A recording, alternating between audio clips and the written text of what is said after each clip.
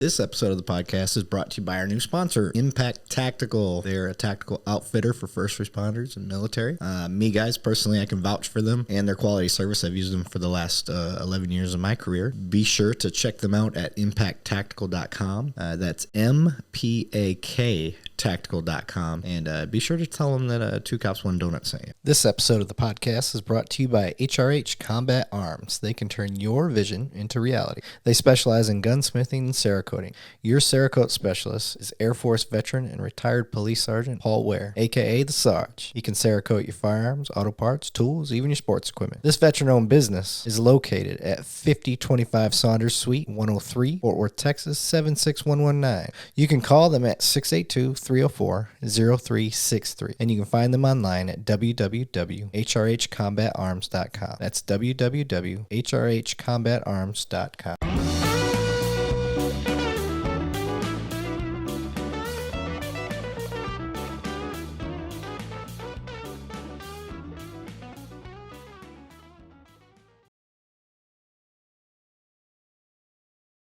All right, welcome back. Two Cops, One Donut. I am your host, Eric Levine. Special guest with me today is a school resource officer. His name is Ethan Judd. How you doing today, buddy? Pretty good. How are you? Wonderful. I'm glad you made the trip out. I heard you had a little bit of trouble today. It's been a shit show for like a week. Yeah. Between the pool build, the AC going out, I got 2 cars and a motorcycle needing maintenance, just trying to get everything back up and running again. It's been fun. So your AC went out too? Yeah. Fuck. Yeah. With triple digits. Yeah, it was 90 upstairs and it got up to like 85 downstairs. My wife she was like, we got to do something. I was like, we'll adapt. They can't come out this weekend because of the holiday and all that. So in the house? Yeah. Oh my God. Was it a capacitor, hopefully? No, our drain line got clogged, then it flooded, then a couple of our switches went out, and I just had to get up there and clean it out. And I had the guys come out and look at it with me, made sure that it was charged. It was a little low on refrigerant, so it froze up. Okay. It was kind of just a confluence of poor maintenance and bad timing. Ouch. Yeah. That sucks. So, it's running fine now, though. Yeah? Yeah. That's good. Yeah. So how's the pool? That's an even bigger shit show. We were supposed to have our pool done last August. And then it got pushed because our shell with COVID and shipping delays and everything, we got a fiberglass pool. Okay. And so the one that we ordered was still not being made. And it was in China. It was still back ordered or wasn't produced yet. So we were able to get one that a guy, his was going to be delivered, but he didn't want it yet because his house was being built and it wasn't like he hadn't closed on it yet. So he said, well, it's the same model that we wanted. It was just a little smaller. And my wife talked to me. She talked to the pool builder. And I was like, yeah, let's get the smaller one. I wanted the smaller one anyway. My wife wanted the extremely long version of the pool. Yeah. And so now we got it. It's like 15 by 35. Okay. And it's in the ground now. I mean, nice. they're just finishing all the masonry and getting the pump hooked up and running and then converted over to salt from the chlorine because they've been keeping it chlorinated to try to keep it clean. Yeah. While they're building it. But yeah, we were supposed to, like I said, last August, and now it's June. Pools they're almost a necessity in Texas. This is the first time I've ever, had one. Yeah. I honestly didn't even want it. My wife was the one that wanted it. She has dreamed of having a pool ever since she grew up in Illinois. And she... they only can have above ground pools mostly up there. Yeah. She always wanted to have a swim party for her birthday, but her birthday's in November. So she never had her swim party. Oh, that's like perfect for us. I know. Yeah. So I told her like... You don't even need a heated pool at that time of the year. No, it'll be fine. Yeah. So we had the money. We had some equity in the house. We were going to save and just do it all cash. But with the rates being so low, we just refinanced. Yeah, baby. Took some money out of the house, which is super inflated anyway. Right? That kitchen you just walked through. Yeah. That was the refinance money. Yeah. Yeah, we redid the kitchen and I love my house now. I wish it was a little bigger for the podcast room, but sure. No, it's a nice setup that you got in here. Yeah, it's real nice. It's working. This used to be my man cave. Yeah. So I'd come in here, escape. Now I just don't I can't come in here to even watch this TV now is useless almost. Oh yeah. To a point. Is it burned in yet? No, it doesn't. Just got all the stuff in front of it and everything like that. Yeah.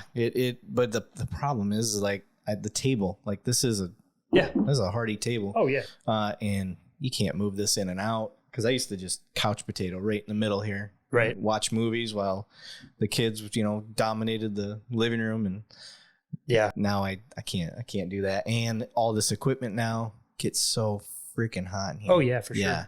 So we're going to get, my buddy that was on the last episode I had, the episode before, Steve Oliver, is a retired DPS trooper. Matter of fact, you may remember him. He trained our department. Yeah. In crisis intervention training stuff. It was him and several other DPS guys, but Steve was the main guy, and he'd always do a Hawaiian shirt day. He tried to get as many people in the class to wear a Hawaiian shirt as he could. When was it? Oh, it might have been when I was out. It was at least 3 years ago. If it was between 2015 and 2017, it was 2018, then yeah. It was after that. But I had already had crisis intervention before that. Okay. So. Yeah, it was, I don't know why DPS guys had it or why, but it was I remember hearing about that. It was a good class. Yeah. Steve ended up stealing one of my body cam videos. Oh yeah? Which one? I did. So when I was a trainer, when I was like teaching at the academy, we did a rotation out in the field, 30 days in the field, to help alleviate the patrol issues that we were having. We didn't have enough bodies. And so still don't. Yeah. So, I went out in the field for 30 days. And then one of those days I had an incident with I don't know. He was MHMR, mental health. What's MHMR? My Health, My Resources. My Health Resources, yeah. Basically, for anybody that's not familiar, that basically had some He suffers from mental illness stuff. And he was also like slow. So it wasn't just that he had a developmental or cognitive disability. Yes, that's the words I was looking for. So yeah. And he had beat the shit out of two nurses. He stayed at like a facility. And, was it like a group home? Yeah, it's like a group home thing, but like a real group home, not like the like with like hospital beds and stuff. Yeah, like it was a legitimate one, not the ones that you see people like claiming to be. Yeah, those are terrible. If you're wondering what I'm talking about, folks, like there's people that will like make their personal home, a facility to house people with mental deficiencies and stuff like that. And they are not qualified. And oh my God. And they end up turning into just really bad situations. We see them all too often, but this was a legit place. He had beat the crap out of two female nurses that worked there. So I show up and he wasn't having police at all. He didn't want nothing to do with this. So, I don't know. I didn't consider myself like crisis intervention trained. I wasn't that type of guy, but I walked through all the steps unknowingly to what that class taught. Yeah. So he teaches the class, right? And he's teaching. I was like, Wait a minute. I did that. If you're a good communicator, you're naturally going to do it. Yeah. So I did all these steps. I was like, dude, I got a video. Like you may want to use it as like a training video, not to brag on myself, but if it hits every step you've got listed here, for sure, yeah, and it worked, I think that's a good training video. I was like, I'll show it to you. Tell me what you think. So I show it to him on lunch break, and he's like, this is like he's like, this is the best I've ever seen. He's like, is this how all you guys are? I said, as far as I've seen, I don't think it's just me. I mean, I know certain people that I don't think of as being very good at intervention. Yes, but I know a lot of us are. Yeah, I would say the majority. I'd say 80%. Yeah, the day-to-day. I think, I agree. Yeah. So I give him this video and he's like, do you think they'll let me use this? And I was like, well, this just happened. So it's kind of like an active case. I don't know. We'll have to get permission. So do you have charges or anything? Or was it just a mental app? Just a mental app. Yeah, no charges. That should be fine. And they just have to clear it through IA or whoever they release. Yeah, so they did. They went through the channels and he was using it in his classes and good. It was good video. I mean, I hate because it's me. I'm like, I'm bragging now. Oh, I know. I hate watching my own videos. Yeah, I hate just doing this. I have to hear myself. Oh yeah. And I've been doing this over a year now. And I'm like, God, that's what my voice sounds like. I don't think everybody, I'd say most people probably don't like the sound of their own voice. Yeah. Cause in my head, it doesn't sound like this. Right. I don't know whose voice I'm hearing in my head. I mean, it's mine, but it's not what it sounds like coming out of my mouth. Yes. You know what I mean? Yeah, exactly. Yeah. So, but yeah, so the point I was getting to about Steve is his side side hustle is HVAC. Yeah. And good business in Texas. I've had several issues, and he lives like an hour away, and kind of like you. Yeah. And he's helped me out every time. Sweet. He always tries to like no charge me. I'm like, dude, I gotta eat, especially gas now. Oh yeah. Like if you were to come out refrigerant today, costs, man, even like the old refrigerant is extremely expensive. If you have an old system. And guess who has it? The R22 or whatever it is? Ooh, yeah, I got that. Like so $400. So that's what he told me. He was like, dude, just start saving for a new unit. And then he's like, more than likely when you have an issue, it's going to be a capacitor. Yeah. So he bought me extra capacitors. So I have them on standby. He showed me how to change them. Oh yeah, they're super easy. And he's like, and if you forget, take a picture of it, send it to me. I'll walk you through it. We'll FaceTime, whatever. Yeah. So, yeah, good dude. And it's nice that he saves me some money. What are you drinking there, by the way?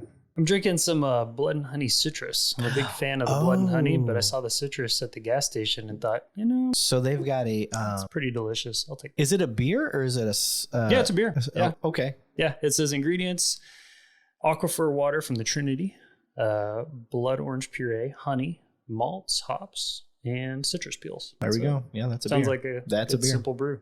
Have you ever made beer? I have, yeah. Yeah, I made beer. Yeah, I did that back when I was in college. I had a buddy of mine, him and his dad, they would get together and I got into it with them. It was a lot of fun. Mm-hmm. Yeah.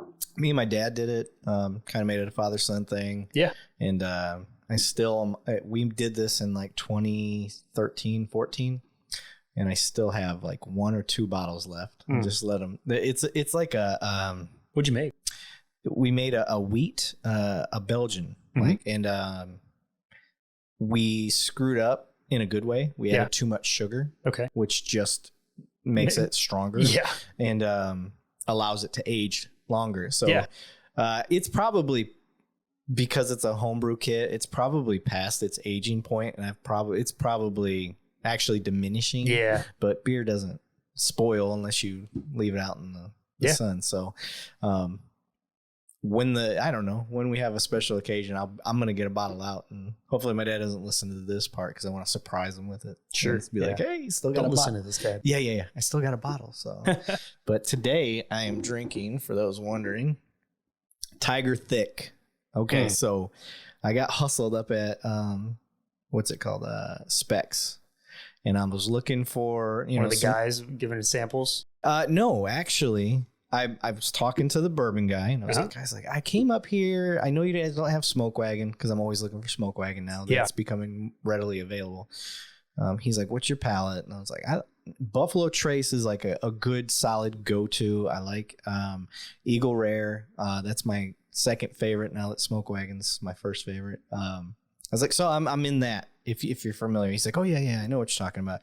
So he shows me a couple. So I had forgot that you're a beer dude. So I was like, he'd given me 2 choices, and one had like a sweet finish to it. It was like an 8-year-old bourbon. Yeah. And I was like, you know what? If he drinks that, I was like, if it's got a sweeter finish to it, he may enjoy that rather than hardcore like me. Yeah. And so I had that bottle, and he goes, or. I was like, well, what do you mean, or? He's like, or we just got these bottles in. So I got batch number 1. Nice. Yeah. So that in itself is a little more rare. And this is the Brendan Schaub, and I told you about it earlier. Brendan Schaub, comedian, MMA fighter, former MMA fighter. That's such an odd pairing. It is.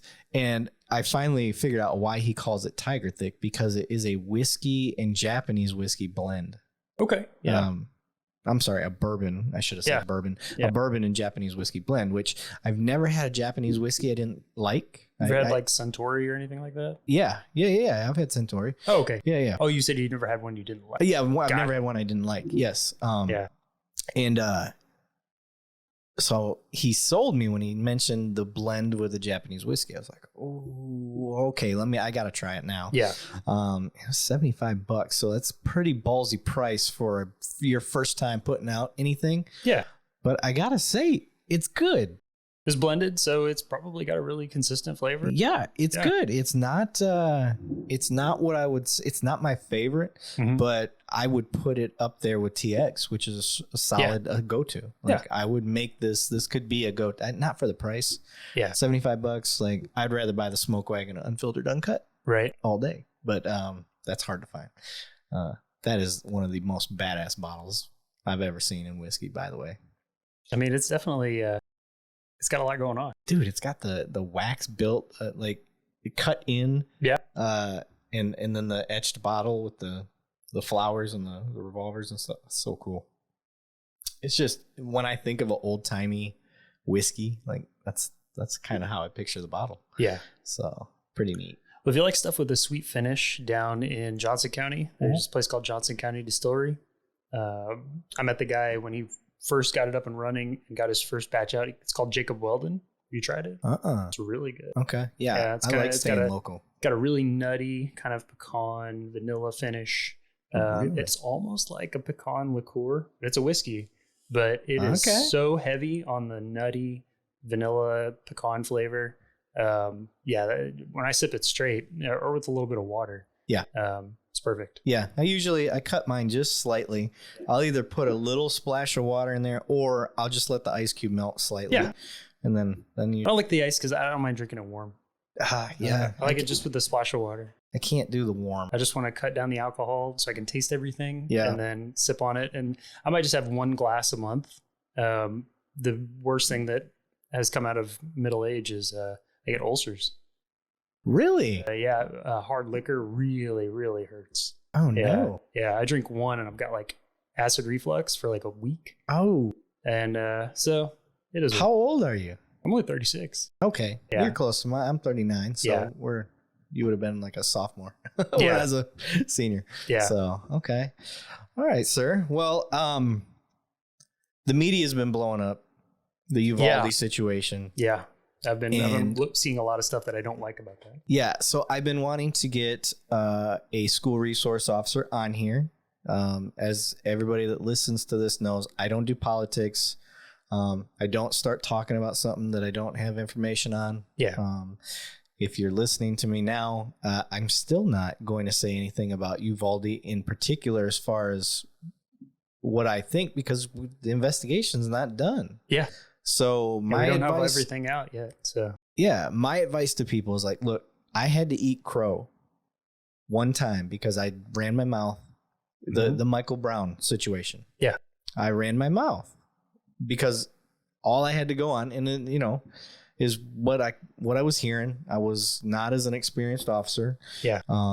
And I was like, this is bullshit, And then come to find out, the living witness / robbery suspect / felon admitted he lied. We had 3 different independent investigations. They all found that, even scientific, that's where it gets me, which appeals to you because we're similar when it comes to logic and science. Yeah.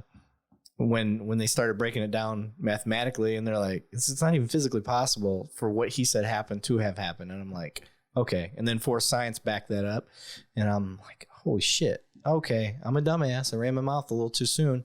And so ever since then, like, especially with this thing, I'm like, I'm not going to say shit until the investigation's over. Yeah. Because it's already happening. People are saying stuff, and I'm like, rather than do all that, let me get somebody in here who has done the job and can just explain from a city of 1 million, 1.2 million, somewhere into that range. We're around there. Explain the type of training, because we're well funded. Yeah, we're a department that we're well funded. We get great training. So I'm not taking anything away from Uvalde, but smaller departments, they don't typically get as high quality training or near as often. Yeah. And before we start going into what you do and stuff, one of the other things that I want to point out too is you can do a class. You can get a certification in anything. Let's just say we'll go with crisis intervention training. Yeah, that's an easy one. Typically, that training's only 40 hours, guys, for the year. Yeah, 40 hours, which is a week's worth of training. Yeah, a week of class. A week of class, and then you're considered an expert. So if you go out and screw up and the public sees that, now they're going to be like, well, he was trained. What are we training him for? Defund the police. Yeah. Look, like, we're not social workers. You don't understand. It's not just that 40 hours of crisis intervention training. It's all the other training that you got to do. You got cultural awareness type training. You've got firearms training, control tactics training, physical training. What else? I mean, there's a million other classes and just stuff we're called to do. We do so many things. Yes, we wear a lot of hats. Yeah.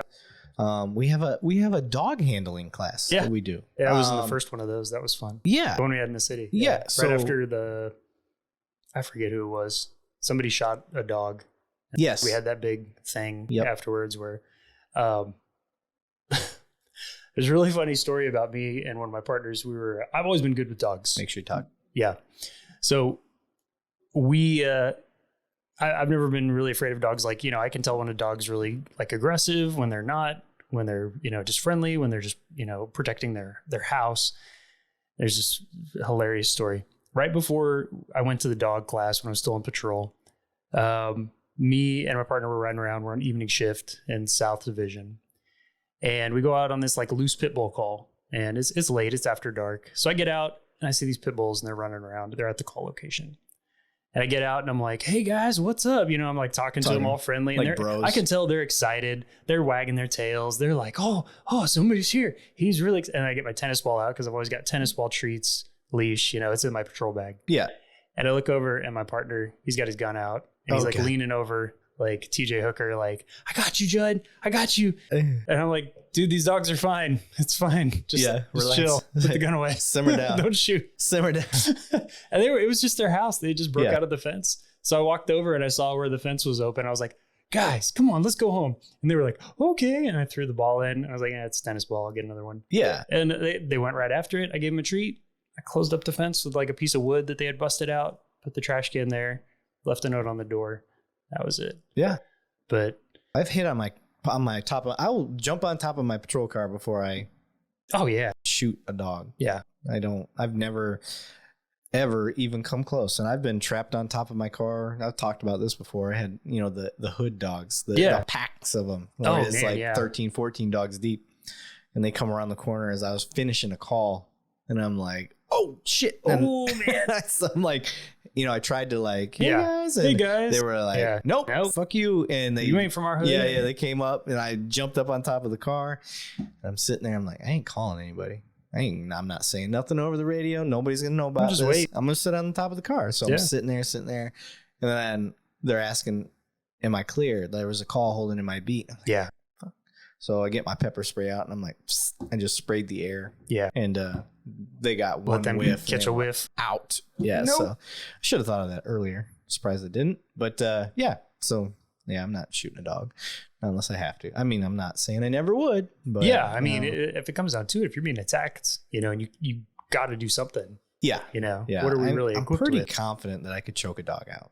Me too. I mean, even if I have to let him I'm going to get bit. Yeah. I'm going to get bit and clawed. Yeah. But I think that dog's probably going to go down. Yeah. Whether I have to use my uniform or what, my jiu-jitsu skills, I've done it for so long. I'm not worried about a dog. I'll take a bite.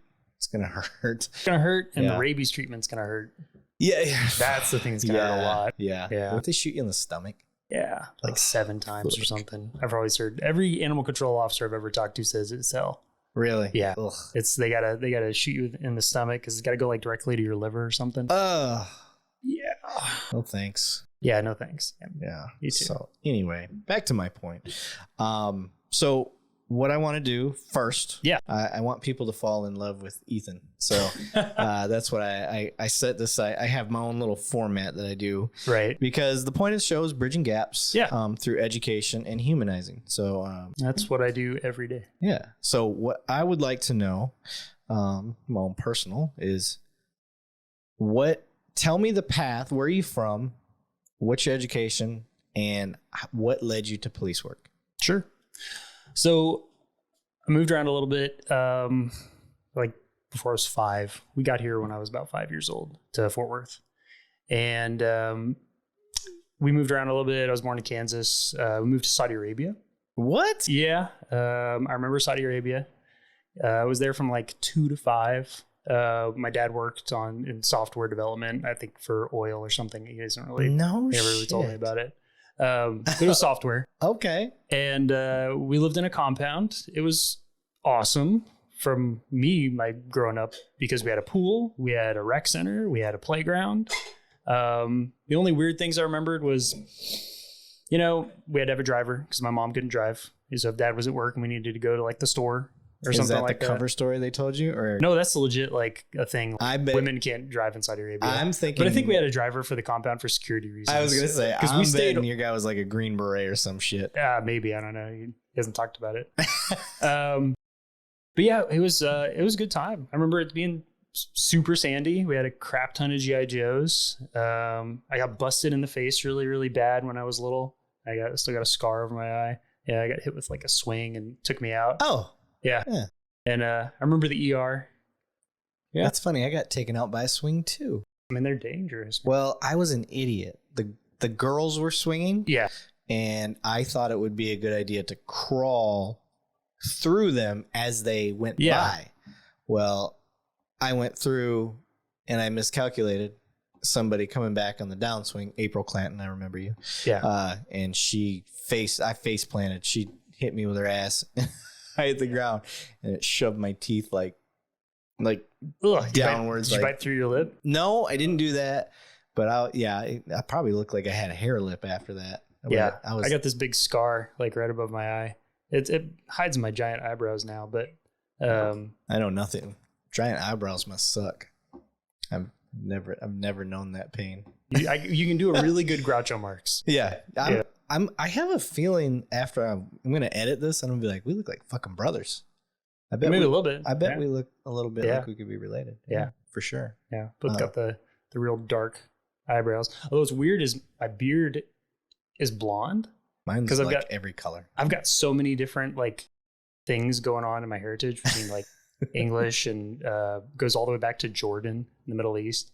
So yeah, I like traced it all back. Weird. But anyways, back to me. And you went to Saudi Arabia. Yeah, I know. They're like the homeland. Yeah. Not really. So we got to when I was about 5. Grew up in South and graduated from a local high school and didn't really know what I wanted to do. I was working. I've had a job since I was 15 years old. Okay. My dad made decent enough money, but he told me early on, I'm not paying for your college. You're going to have to figure it out. Yeah. So start saving and figure it out. So I was like, okay. He also said, I'm not buying you a car. I'm not buying you basically anything. Like you can stay in our house and you're expected to make good grades. Yeah. But I'm not going to spoil you like my parents spoiled me because I didn't value it. I was like, oh, okay, great. Yeah. All my friends are getting cars and I'm like, all right, guess I'll figure out how to pay for one. My mom did the same shit to me. Yeah. It was good. I think adversity is really important. Athlete? Sports? Nothing? No, actually, I did band for 2 years. And then after that, I was academic and working my butt off. I had a full-time job by the time I was 17. Okay. And then I had early release from school. So I'd go from like 8:30 to 12:30. And then I'd work from as soon as I could get there till 9 or 10. Then study, keep my grades up. And do it all over again. So while you were doing that, what was the goal? Was law enforcement on your radar at that time? No, actually, I remember down the street, one of our guys he was a sergeant at the time, and he retired as a captain, I think. He lived down the street, and I would talk with him because he had a really, really cool Mustang. And so I'd go hang out and be like, "Oh man, nice Mustang." We'd talk, and I think he was in our zero tolerance unit, and he was telling me about it. He was, "Oh, it was so cool," and I thought it was cool, but I also thought, man, I just don't know. I don't know if that's really for me, because I don't crave the action. Right. So, I get done with high school and I decided college is going to be really expensive. I didn't have a lot of scholarship opportunities because we made just enough money to not get like grants and stuff, but I wasn't a standout in any way. I mean, I got good grades. I got like, B plus A average GPA, but I didn't do anything so that I was offered any type of big scholarship anywhere. So Okay. I decided to save some money because I was paying for it myself and go to our local community college. Did that for a couple of years, trying to figure out what I wanted to do. I was studying economics and finance because I found that, numbers and stuff kind of made sense and it was fun. And I figured I'd make a lot of money. But I realized quickly I didn't like that because I didn't want to obsess about money all the time. So I started looking at different career options. I looked at the military, and that was closed because I have a heart defect. Oh. So Uncle Sam was like negative. Okay. And that sucked because I was prepping for it. Like I wanted to do the what they have it. It was like 18 Delta or 18 X-ray or something like that. I think it was 18 X-ray. Where you go in as infantry, but you get a tryout to special forces. Oh, okay. And so I was like going on ruck marches. I was running all the time. I was super in shape. Yeah. And I was prepping for that, and then went through, and they're like, "Sorry, that can be an option." Yeah. I could have fished for a waiver pretty hard and might have gotten it, but when they told me that, I was like, "Crap." So kept working. Kept going to school, and then a guy I was working with said, "Hey, man, the fire department's hiring for a local department. You should do that." I'm like, "That's crazy. Run into a burning building? No. On purpose? Like, I understand finding yourself there, but no." And Yeah. he's like, "We were going to do the Army," and I was like, "Yeah, that's different. That's a firefight, not fighting a fire." Yeah. And he's like, "Oh, the cops are hiring too," and I thought, I hadn't thought of that.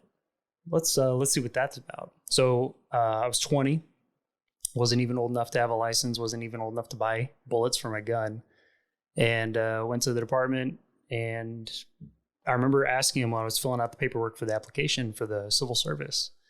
I said, "So what's the deal with me being 20? Will they hire me?" And the guy I was talking to, he was an old head. He was one of those guys that had been here forever, and then he had left, and he'd come back as a civilian. He was just kind of helping out in backgrounds, and he was like, "Well, you can apply, but they're not going to hire you because you're 20. I said, "Are you telling me I can't apply, or are you telling me that they're probably not going to hire me?" He said, "They're not going to hire you." I said, "Okay." So I applied anyway. I was super in shape. Didn't want to let it go to waste. Studied for the test. I was still keeping up. Like, even though I knew I wasn't going to the Army, I was like, I like this stuff. I like being in shape. I had never been athletic before. I always been kind of chunky. Just kind of Well, you're a band nerdy. kid. Yeah, I was a band kid. Yeah, for sure. Yeah. Wait a second. Let me go back for. Yeah. You said you studied for the test. Oh yeah. So if you guys we work for the same place. We're not going to mention where, but we work for the same place, and you can figure it out. You're not dumb. But just to give you a little background, my dad retired from the same place. Yeah. That asshole never told me that there was study material. And I didn't there learn is. about that until after I'd taken the test. What'd you get on the test? I got like a 91. That's good. I think. Yeah. So after I took the test, and obviously it worked out. I got hired and everything. But I'm talking to people in the academy and stuff, and they're like, "Yeah, I studied," and I start hearing people study. I'm like, "What the fuck do you mean you studied? What do you mean you studied? What did you study?" Because I remember Googling, and we're talking 2011. Yeah, 12. I got hired on in 07. So I'm looking, and I didn't see any study material. All I was told is like English grammar. It tells you what's on the test. It's like a basic English test. And our department's website at the time was basically non-existent. So I didn't have any real elites being from out of state. Yeah. And I took that test raw and come to find out that there was study material. Yeah. So fuckers, I probably could have been in a class ahead. Whoa. Your mic all of a sudden cut out. What the hell? You're not coming in at all. There it goes. Talk. You got it? Back up now? Yeah, that was weird. Your mic completely cut out. That makes me nervous. We're back on now? Yeah, we're good. I'll let you know if it cuts back out. That was strange. He just went dead in my ears. I was like, what the hell? So, so had I scored higher, then I would have been in the class ahead. Yeah. Had a little more seniority. No big deal. I'm here now. But yeah, so sorry to cut you off. You said you studied for the test. And I did, yeah. Son of a bitch. I didn't get to study. Well, I only got like 2 points higher. I think I got like a 93. Okay. I remember it was in the 90s, but it wasn't like 99 or like that. But it was in the 90s. And I got in, and everybody that I talked to had said, oh man, hiring takes a long time. You know, they might not call you for a year, or 6 months or something like that. And I was like, okay. So I just went back to work, and I told my boss, like, hey, I took this test. I did pretty good on it. And he's like, great. My boss that I've been working for, I worked at Mrs. Baird's bakery, and worked in the maintenance department. And my boss was like, you got to get out of here, man. I'm not going to make you full time. Like he would intentionally keep me like at 39 hours because he's like, you're going to college and we're really flexible about your schedule, but you're not going to work here for the rest of your life. Yeah. And I was like, oh, come on, man. Like I'm really thinking like college isn't for me. I really like this stuff. We're building stuff all the time and fixing stuff. And he's like, no, I'm not going to let you do this. He saw more potential. Yeah, for sure. He pushed me he's like, you got to keep going to college. The only way I will fire you if you quit college. And I was like, oh, okay, fine. It's a good boss. Yeah, he was a great boss. I try to tell everybody, I honestly, like, even with my kids, my oldest is talking about wanting to be a music teacher. That's like her, she's 13. It's going to change. But I'm sitting there and I'm just like, God, girl, you've got like, you're short. She's naturally musically gifted. Yeah. She plays 2 instruments. She's the type of girl, she can hear something and go play it. Oh yeah. And she does orchestra, viola and stuff like that. So to me, it's amazing. And I'm just sitting here and I'm like, you have a talent. Yeah. You're being so short-sighted. Like, you don't have to teach music. You can go perform. You can be the person that people want to hear, And so, that must have been what he, same type of thing. He sees and he's like, look, I hope you enjoy whatever you do for a living. If you enjoy what you do for a living, it's not work. Yeah, for sure. And that's what I feel about police work. I love what I do. I me too. love it. And, the best part about where we're at, because we're so large, if I start to get tired of something, worn out, I can change. Yeah. It's like, that's not a problem. So, yeah, we have a lot of opportunity. Really. So I'm all about, as long as you do what really truly makes you happy and not because you settled, like and it sounds like that's what your boss was like. Yeah. Your boss wanted, he's like, yeah, you're getting by. You like it, but this ain't gonna be your passion. Yeah. So, I got called like 3 weeks after I took the test. Fuck you. I know. You motherfucker. I'd rather be lucky than good. Dude, it took me a year. And I was working for another department, so it wasn't a big deal. Yeah. But it was a year-long process. Yeah. Fuck. Well, I tested I think I put in my packet and I applied in November, and I was in the academy by March. I hate you. Yeah. Yeah. I got lucky. I was right at the big hiring push. I had to fly to Texas 3 times. Ugh. Yeah. Yeah. I had to drive to downtown like 5 times. I was hired to the Michigan State Troopers. I had an academy date. Oh, yeah. And I finally called them because I was trying to just double check that where we were working was going to take me. Yeah. And I almost said it. And, it was finally I got like, yes, you have an academy date. You're here. And I was like, all right. Then I called Michigan. Let me let Michigan know. I have to decline my academy spot. No more snow for me. Yeah, because you stay there, you like live at it's not like where we went where you report back and forth. Yeah, it's like DPS. Yeah, exactly. Just like DPS. So I would have lived there throughout the academy. And so, which is something from Michigan, like that is, like when you're talking cops, MSP, Michigan State Police, that's the top of the tops. Like they are so revered. In Michigan, because they are so squared away, Good. And to turn them down when you tell people, your family members and stuff, that you declined them. You have snow up there. Yeah. Fuck snow. No. Yeah. I'm with you. I did. You made the right choice. I did. We have the sun here. It'll try to kill you, but you can handle it. Yeah. It's not like 11 million tons of white bullshit. Yeah, I would much rather deal with the sun than deal with the snow. Me too. Yeah. Me too. That's why I live in the South. Yes. So, but all right. So you get in. Yeah, I got in. Started when I was 20 years old. I was the youngest person in my class. I don't think a lot of people thought I was going to quit because I was pretty driven. I definitely I went out, I tried to be the class vice president. I was very involved. I was trying to I was doing extra stuff on the weekends with crime prevention, and I was 100% full send.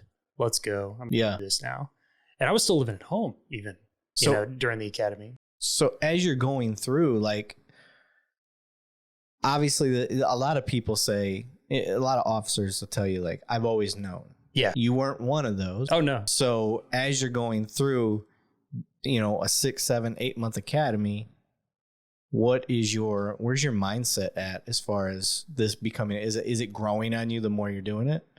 My mindset when I went for my interview for my oral review board was I'd done some soul searching and thinking about it, and we're what's this going to really be like? I know it's going to be tough. I know it's going to be physically demanding. I don't have to work shifts. I know I'm going to see terrible stuff, but what am I going to get out of it? What am I going to, I'll get steady pay.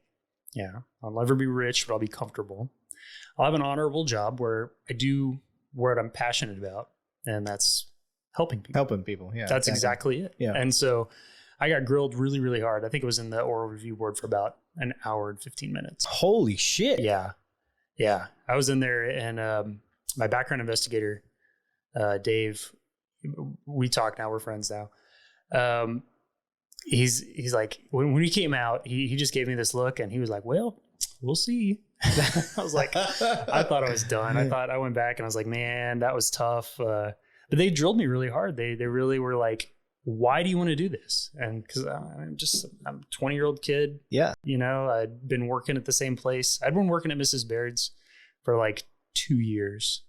I had transitioned there right after high school, and I had a good thing going there. I liked it. I was getting paid what I thought was okay. It was $14 an hour. And I thought, man, I could really make a career out of this. I might switch over to engineering and then try to work in the plant and fix stuff. But I kept just thinking man, what if I had this opportunity to just help people all day? What if I had this opportunity to just be somebody that could just help people? And I just kept telling them that. And they're like, well, you're going to have to arrest people. I said, that's fine. I'll arrest people. It's helping the greater good. It's helping more people than it's hurting. Well, you might have to hurt somebody. I'm like, but I'm doing it for an objective. Yeah. I'm doing it to keep the peace or to enforce the law. And they said, well, go be an ambulance driver. I was like, no, I don't want to do that. Yeah. I want to be a cop. And they said, well, go be a firefighter. No, I don't want to do that. I want to be a cop. I told them that. I was like, I'll sign up for gunfights, but I'm not going to sign up to run into burning buildings. I don't like fire, and I don't like people spit, blood, vomit, any other bodily fluids. And as a cop, I have more of an option. You do. I mean, I think you and I have both we've been doing this long enough. We've been in knockdown dragouts covered in our own bodily fluids and other people's, from wounds or whatever, vomit, spit, all that stuff. All the nasty. Yeah, it comes with the territory. It does. But that's not the intent. I don't go up to somebody thinking, man, I'm going to have to make this guy bleed and I might get thrown up on. I go up thinking hey, what's going on? Yeah. How can I help? Right. Oh, you want to fight? Okay, well, wrong day. Wrong person. Yeah. Even if you beat me, I got a dozen people that are on their way. So yeah. You're not going to win. Yeah. So, and you're probably not going to beat me anyway. So every fight I try to tell this to people. I'm like, listen, all the training I've done when it comes to, game was really full. Fucking rookie. I know. All the training I've done as far as martial arts, boxing, judo, jiu-jitsu, Shotokan. I don't like to brag about that one. Actually, I did Shotokan karate. Yeah, I did Shotokan. It was the cool thing. It was really cool. You break boards. Yeah. So I learned how to kick a little bit, and but I always get hurt in a fight. Always. I've always been hurt. Man, you need to learn how to fight. I know, right? You loosen up, because if I feel like I'm getting in a fight, I will straight stretch in front of somebody. I'll be like, okay, and I'll just start stretching and getting my elbow, get everything warmed up. Yeah. Most of the fights that I've been in isn't I can say this honestly, I would say the majority of the fights I've been in, it's because I'm helping another officer. Yeah. Not because it's my call. That's been my experience too. I don't know. Now that I'm reflecting on it. Okay. Oh, yeah, never mind. Yeah. Okay. There's been a couple. I mean, I've had a few where people you run across the person that just wants to fight. They want to fight. Yeah. But I'm never antagonizing somebody trying to get them to fight. Right. I'm trying to calm them down so I don't have to fight them. I don't want to hurt someone. Yeah. Well, the point that I was getting to is that I've actually, because I think the person that trains a lot, as far as that stuff goes, they're the ones that use it the least because they end up getting, I don't think it's just the words they use. I think it's the way they come across. Yeah.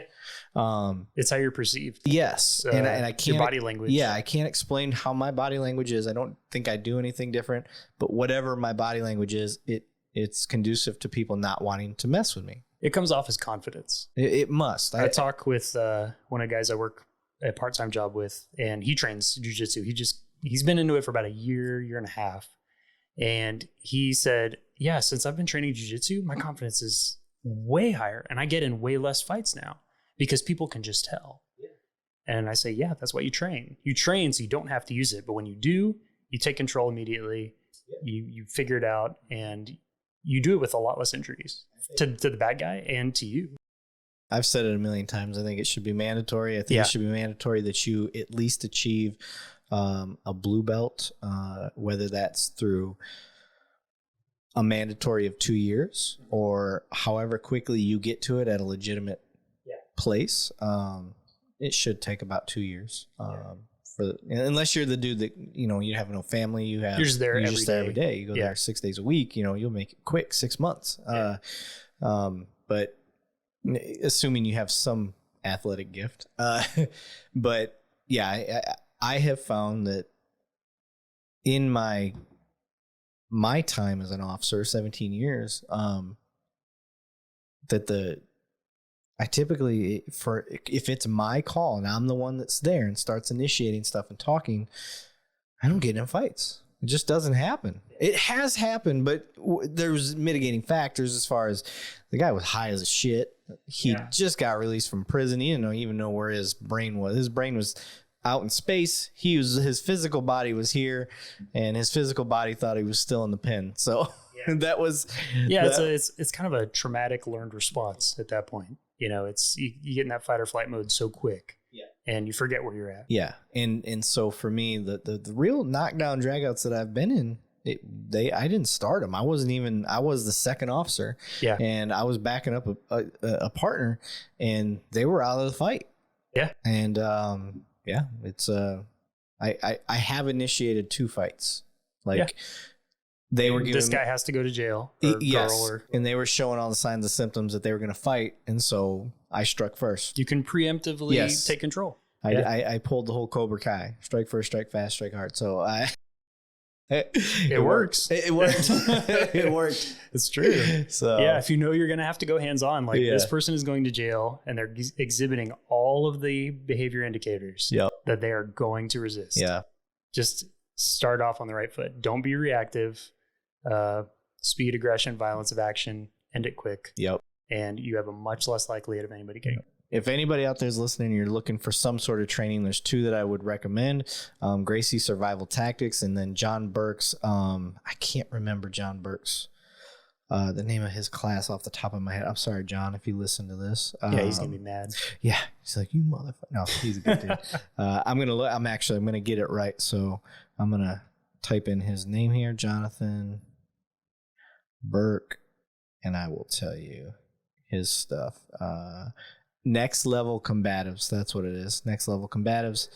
He's got the P4 program, which is all good stuff, and just like you were talking about. So those 2 guys I recommend. If you're in law enforcement and you're looking for a place to start, those are 2 places I would start. I tell people just train in jiu-jitsu and Krav Maga. If you hit both of those and you get decently competent, like if you take a year of Krav Maga and a year of jiu-jitsu, you will probably have striking down and you'll probably have grappling down because you're going to be cross-trained a little bit in both. I'm kind of anti Krav Maga. Really? A little bit. Yeah. I like it military. Yeah. As a military member, love it. My problem with Krav And it's not all Krav, because a lot of Krav Maga, whether we want to admit it or not, just like jiu-jitsu, it's a mixed martial art. There's things from all walks of life when it comes to martial arts in Krav Maga, judo, Israeli, knife fighting and all that, Filipino knife fighting, all that stuff. So I dread getting in a knife fight. Oh God, I've ran from a knife. Yeah, I ran chase a gun, run from a knife. Yeah, I ran 200 yards ish. Just sprinted. He got the knife out and I ran. I was like, it's just him and I'm not worried about another person. Yeah. So I don't have a civilian to protect. So I ran, and then I turned around. He was winded. I was winded, but I had better cardio. So then that's where training comes in. Then I turned around and I was like, all right, now I got time. I got distance. So I'm going to. Both friends. Yeah. So my problem with Krav is it's one, for most things that I've seen in Krav, and I was a Krav instructor for law enforcement. Yeah. I got the certificate for that, but which doesn't make me an expert, guys.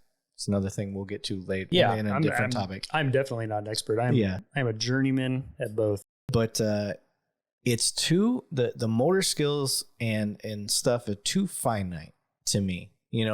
Weapons manipulation, stuff like that. If you don't continuously practice that is a super perishable skill. Yeah. Whereas in jiu-jitsu, it's still a perishable skill. All of them are. But they go off of that gross motor function a lot easier when you're fatigued, when you're tired. Yeah. I can still manipulate. I can manipulate a body part way more than I can a little weapon and fingers and stuff like that. And then two, Krav Maga is very fucking aggressive. That's what I think you need from it. I think some people need to be taught how to be aggressive. Like I needed to be taught how to be aggressive. But you can get that from jiu-jitsu. Yeah, but I don't think jiu-jitsu teaches striking or emphasizes stand-up fighting as much. Because jiu-jitsu has, it depends on where you go. There's combat-oriented jiu-jitsu and then there's sports jiu-jitsu. And you can't let yourself get wrapped up in sports jiu-jitsu.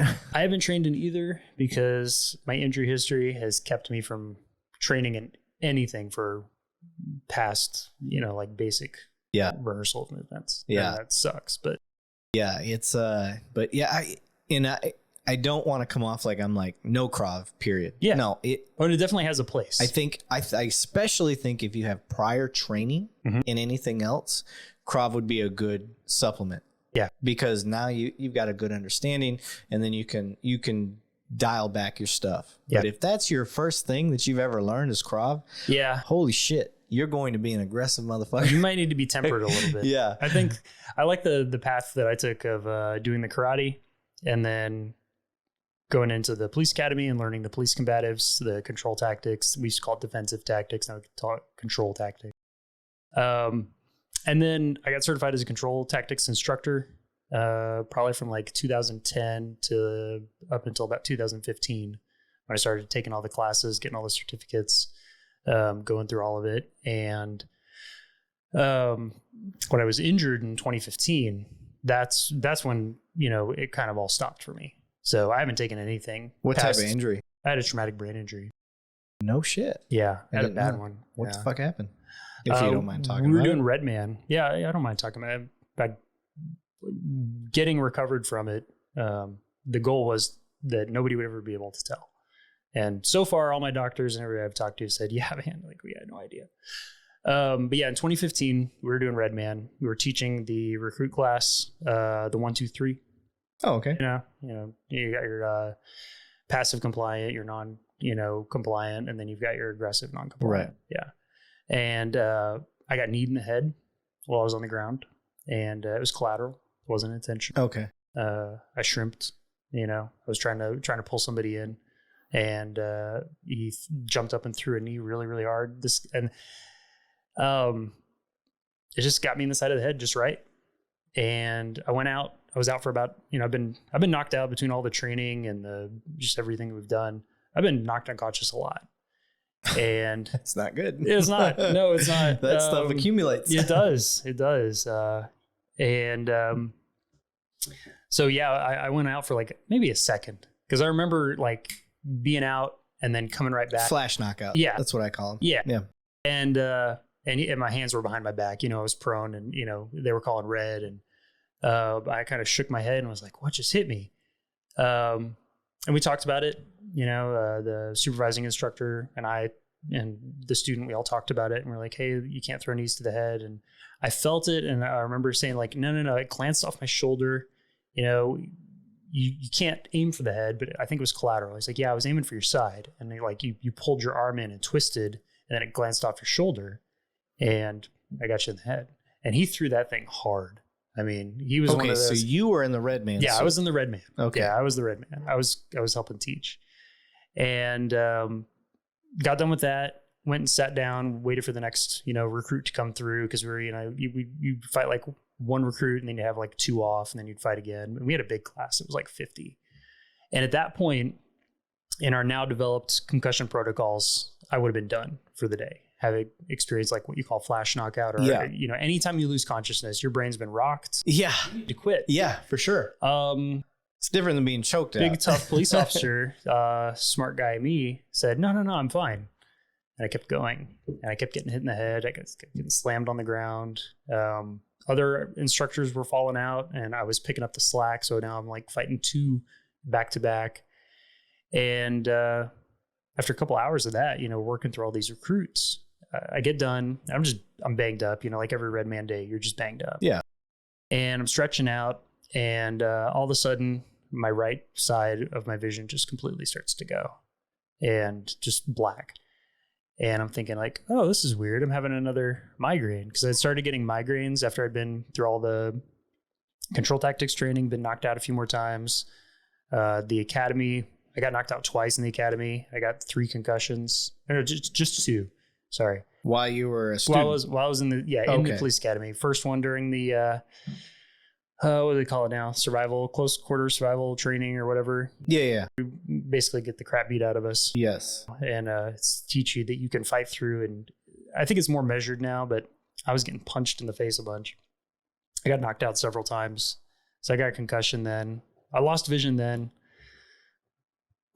But going through and just having all the head trauma accumulate, when I got done, and all that vision was going out, I thought I was remaining cautiously optimistic. I'm like, okay, I probably just am getting a migraine. I'm really tired. Been a long day. Been hit in the head a few times. I feel okay. But something's wrong. Yeah. So got the paperwork all filled out for the injury, just kind of relaxed in the office. Got done, with that. After a couple hours, my vision kind of came back. It was still pretty foggy. Go home, go to bed, did the self-monitoring, concussion protocol, all that stuff. The next morning I wake up and I fall out of bed. I try to stand up and I fall. Shit. I go to the living room and I try to talk to my wife, and she can't understand what I'm saying. In my head, I'm speaking normal, but everything was coming out slurred.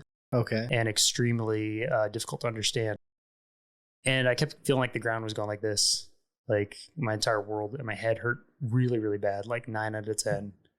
I just wanted to crawl back in bed and just die. And she was up with the kids. Our kids were really little at the time. And she's like, "What's wrong?" And I'm like, "I don't know." No. And smart guy that I am, I drove myself to the doctor. Oh, shit. In that state. And doctor yelled at me, said, "You could be bleeding in your brain right now." And I finally got out what had happened. She was like, "You could be bleeding in your brain right now. I have to send you to the hospital." So I get to the hospital and get through this CAT scan. When you go to the ER and they get you back right away, really, really fast, no paperwork. No, we got to get you into the machine now. Oh, shit. That's bad. Yeah. Thankfully, though, everything was good. I didn't have a brain bleed, but I did have a lot of swelling. They gave me some meds, sent me home, said, "Hey, you got a bad concussion. Take it easy." A month goes by and I make practically zero improvement. And then that's when they changed my status from a concussion to a traumatic brain injury. Yeah. So from that injury point, it was April 2015. I went to brain injury rehab. Eventually, that was a fight. Got to see neurologists, psychiatrists, psychologists, neuropsychologists, just a whole gamut. I had a full team working on me, trying to help me get better. learning to do stuff again because I was at the point where I could barely take care of myself. And got it all done and was able to come back. I did 2 years on O days, 6 months on light duty, and I was able to get back. Dang. Yeah. I had no idea. Yeah, it was bad. Yeah, there was a lot of talks about medical retirement, and I kept telling him no. I got to keep fighting. I want to get back to doing this. Yeah. You know, if I can make it back to where I can put on a uniform again and keep doing my job, then that's where I want to be. I said, okay, well, you have a finite amount of time. So I did everything under the sun that I could do. I was following all the dietary restrictions. I was trying to prioritize a lot of sleep, getting a lot of cardio in. Cardio is very important for your brain health. Helps with the oxygenation of your brain and regulate your hormones. And I did some really cool therapy where they hooked my brain up to a computer and like sent like brainwave therapy in. And I'm still doing therapy. Yeah. I still have stuff that I do. I mean, talk therapy, medication. My wife just sent me this new thing about light therapy, you know, trying to get me, because I still have deficits and it sucks. Yeah. Reading comprehension is low. It's difficult. You know, I have a hearing loss. Don't always track stuff with my eyes as well. I get headaches really easily. I get migraines all the time. Short-term memory is terrible. You know, my wife will be like, we had a conversation about this. I'm like, sorry, I have no recollection. Maybe that's the excuse I can give my wife. Yeah. Maybe I have a TBI. I don't yeah, remember. just get a TBI and then you have an excuse. My memory's terrible. Yeah. Yeah. So I got through all that and was able to get back to work and been doing the school thing. I was doing the school thing before when I was doing the control tactics stuff. I was just, you know, coming in, just helping out temporarily. Was still on my own assignment in the schools. And the school unit, like I was fully expecting to get shipped back to patrol. I couldn't believe that the school unit wanted to keep me. Yeah. Considering how long I had been out. Right. They changed the policy after that. Now we got like 6 months and they're like, hey, we have to push you back to patrol. We can't stay understaffed that long. So you'd done patrol and then your next gig was SRO. Yeah. Okay. So I did 5, 6, it's like 5+, almost 6 years in patrol. And then went over to the school unit because I wanted to do something different, and my wife was getting really tired of the schedule. Okay. She's like, you're at the point where you don't have to be on nights anymore. And I'm like, yeah, but if I'm on days, it's boring because I had tried days. Yeah. And it says boring, and I really don't like it. I mean, it's just, you know, you're out there with a bunch of old heads who are just answering calls, and I can't get weekends off, you know. And she was like, we'll find something else. Yeah. So schools was picking people up, and I thought, you know, it's not bad. So you get to schools, and this is the part that I wanted for this whole podcast is we're an hour in exactly. Oh yeah. So for schools, there's obviously a lot of mistrust right now. There's a lot of not understanding what an SRO officer does. Now, I want to preface this varies city to city, it varies state to state, and it varies, you know, department to department. In the money that they get and stuff like that. We come from a place that's very fortunate. So from a place that's we'll consider this is what it's like for a department that has what I'm just gonna brag about it, top-notch training, and top-notch SROs. So just break it down for people. Like, what are your duties? What is expected of you? And then what do you actually do? Right. So as SROs, we provide law enforcement to the campus. And that means everything that a patrol officer does, plus a lot more we do. We do a lot of education, intervention, prevention, and not a lot of enforcement. We are not in the business of trying to criminalize kids for juvenile misbehavior. We're trying to, I feel it's my personal mission every day to help at least one kid in the building in some kind of hopefully life-changing way, but if in a small way, something that diverts them from juvenile misbehavior or criminal misbehavior. If that means that I just sit and have lunch with the kid and talk with them and try to get to know them and let them get to know me, then that's all that I have the opportunity to do that day. Great. If it means that I'm working a sexual assault that happened on or off campus, if it means that I'm working a fight or an assault or a theft or car crash or anything that comes up, and they can need the cops for. And a lot of stuff they don't need the cops for, but I put myself in the position to help. I do. I spend a lot of time with our social workers and our counselors, helping kids through whether it's problems at home, low attendance, poor grades, sudden change in behavior, because usually that's an indicator of some kind of trauma or abuse, or just a disruption in their family life. Maybe they just had to move. Maybe mom left dad. Maybe dad left mom. Maybe somebody got arrested and they're struggling with it. And now they got in a fight with, one of their friends, and we're like, what's going on? What's happening here? So I make it my mission when I go into a situation is, how can I help? I know what I can do as a cop. I know what the law says I can do. I know how I can detain people. I know how I can arrest people. I know I can enforce the law. But our mandate in the CCP is keep the peace and enforce the law. So I can do that in a lot of ways. That's really open-ended. So any way that I can find to help, I do.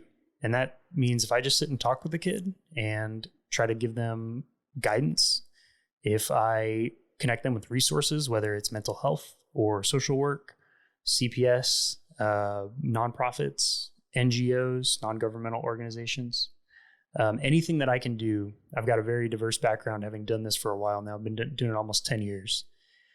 I do anything I can do to help a kid. And the day-to-day of it is I try to keep my schedule pretty consistent, but also don't become too predictable. And the day-to-day can get a little monotonous because it's a lot of walking the same hallways, seeing the same kids, seeing the same people. But every day that I'm there, I'm constantly trying to figure out a way that if something comes up, how can I help? Yeah. And that's run from lockdowns to guns on campus to medical emergencies to just, I'm having a bad day and I just want to talk. I don't really have anybody I could talk to. I live with my grandma. My mom is strung out on drugs. My dad is gone, like non-existent. I don't even know him. And I just sit there and listen. Yeah. And if I can just listen, let them, kind of vent, and then I can offer maybe my perspective or some guidance, and then let them know that I'm here as a resource for them. If they need something, they can always come find me and we can talk.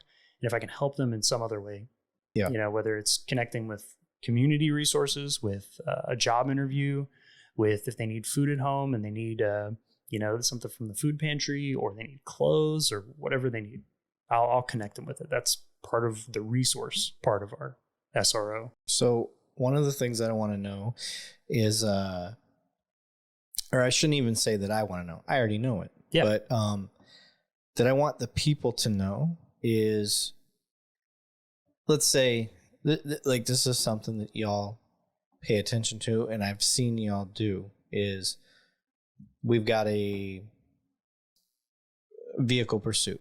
Yeah. And it's heading towards school. School's going to be getting out in 20 minutes. Yeah. Y'all close the school down. You'll put it on lockdown. We have certain defensive postures, not just lockdown, that we can go into. We've got hold, we've got secure, we've got lockdown, we've got shelter. And these are all codified as part of the standard response protocol that's been developed. And whatever we need to do, I always try to be proactive. And every SRO I've ever trained, I try to tell them, be proactive. Get in front of something. Try not to be behind the curve. Try to be in front of it. If you hear something's coming your way, alert people. Let them know, hey, we may need to alternate our schedule for release today. We may need to do some kind of supervised relief. Or we may be in a hold. We may be in a secure. We may be in a lockdown, depending on what it is. Yeah. So, we try to be proactive. I try to monitor the patrol channel that I'm on and the school channel. But a lot of times you're just by yourself. Yeah. But you're doing whatever you can do to, proactively protect the campus. Yeah. So one of the things that I want people to understand and take note of is the fact that they're not just sitting in a school and not monitoring the radios or anything like that. They're very actively aware of what's going on in their area. Yeah.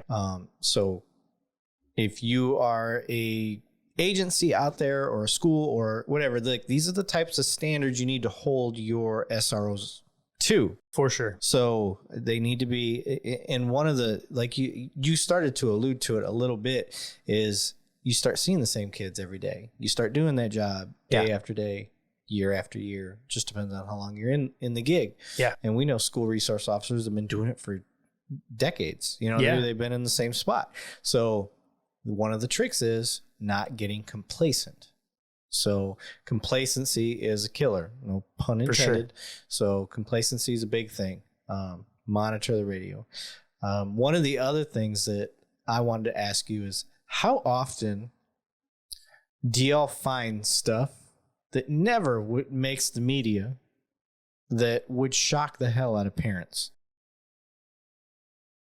I'd say it really depends on what you're defining as would shock. But I think a lot of parents, they may not be intentionally naive to what their kids are doing, but we see a lot of what your kids are doing.